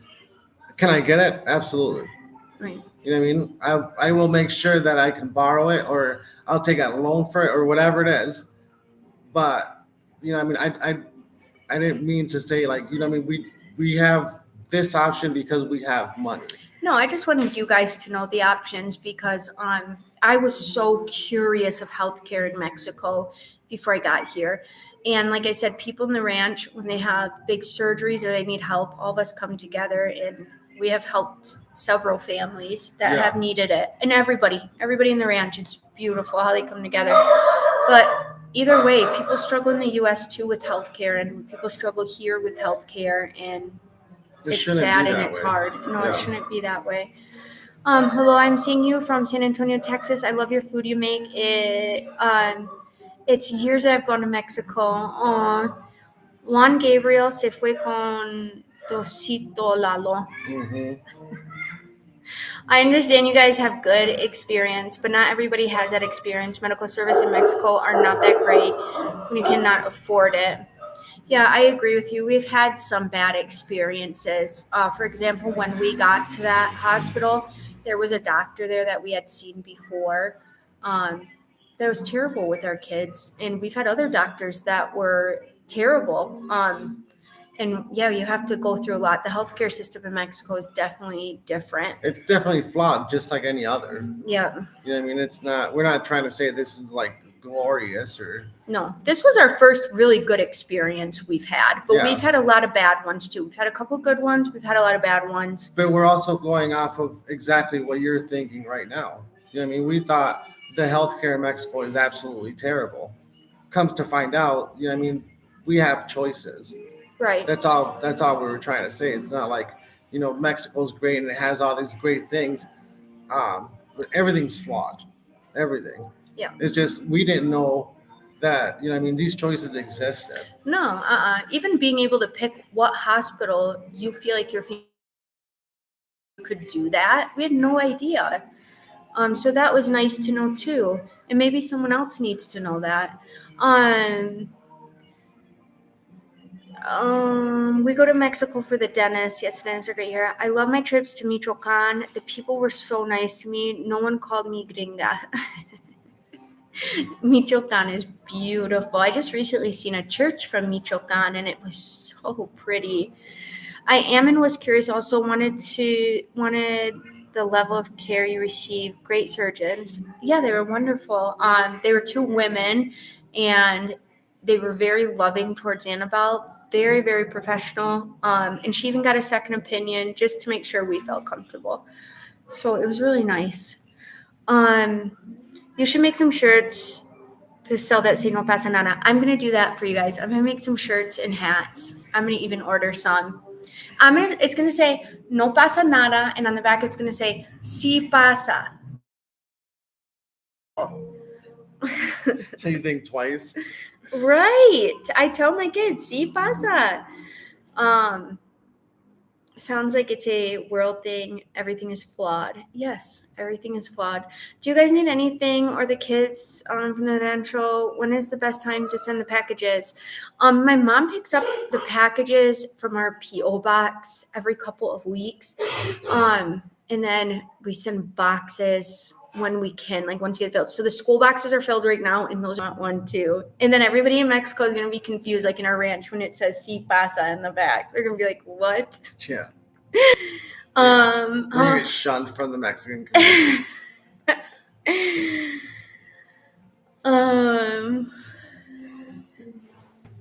That's so funny. You should tell them I would buy some from you guys here in the United States. Is there any way we can send gifts? Me and my husband try to look into a P.O. box in Mexico, but it's really hard. Also, we have everything we need, you guys. A lot of people sent stuff for the school, and that was what was really important to us. The reason we can't receive, or it's not that we can't. It makes it really hard for us to receive things here is because one, we don't want you guys spending money on us. Like, you know, I mean, to have to ship it here, because I know that's really expensive. Two, Mexico doesn't offer a P.O. box. And we're very, very rural. Yes. Like even Amazon Mexico won't come here. Yeah. So that's the hard part. But the kids do love, like when I went to Michigan and we brought things back, people sent me the nicest letters. They sent little things for the kids. My kids loved it so much. So in August we'll be back, and we'll be able to open packages and do things like that. But it's just really hard, you guys. You know, that's why we opened a P.O. box in Michigan, to hopefully make it easier for you guys, and you know, we'd still be able to receive, you know, whatever it is you guys would want to send. Okay, but I think we're gonna get going because the little girls are being too quiet, and I think they fell asleep, and we have school tomorrow, and it's a big Christmas week in school. So I will tell you guys that I remember growing up, and you guys let me know.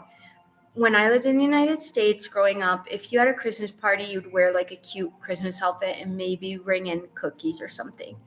Not in Mexico. It is like a full out choreographed dances, posadas, but like not like a potluck where you like might bring your homemade macaroni and cheese. No, like full on tamales, and music, piñatas, candy, games, and the whole community comes. All the parents. It's so much fun. I think, and there's no allergies. Isn't that weird?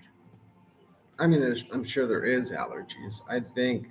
But there's no one tells you it has to be nut free. I've never heard one person in the ranch say it has to be gluten. It has to be nut free. I brought that up when P was in kindergarten. If it's, you know, I don't even know how allergies get developed. I don't know. We're not doctors. We don't know all that. I have no idea. But I just know that nobody sends home. You're part of. Yeah. You can't bring this because it has peanuts. allergy free, which I don't know why that is. I don't know why nobody in the ranch has a peanut allergy, or maybe they do and they don't know it, but we have never heard of it. It's the weirdest thing to me. But anyways, they open the gates and all the parents go in and they enjoy the day. So something I really love about Mexico. And the kids have been practicing for 2 weeks their choreographed dance. Oh, we're gonna sneeze. Oh. All right, guys, but we are gonna be going to bed because I am super tired. But I hope you guys. This is my day 10 of Vlogmas, and then tomorrow will be day 11. So I hope you guys are enjoying day 10 of Vlogmas, and I hope all of you guys have a beautiful, blessed. Buenos noches, todos.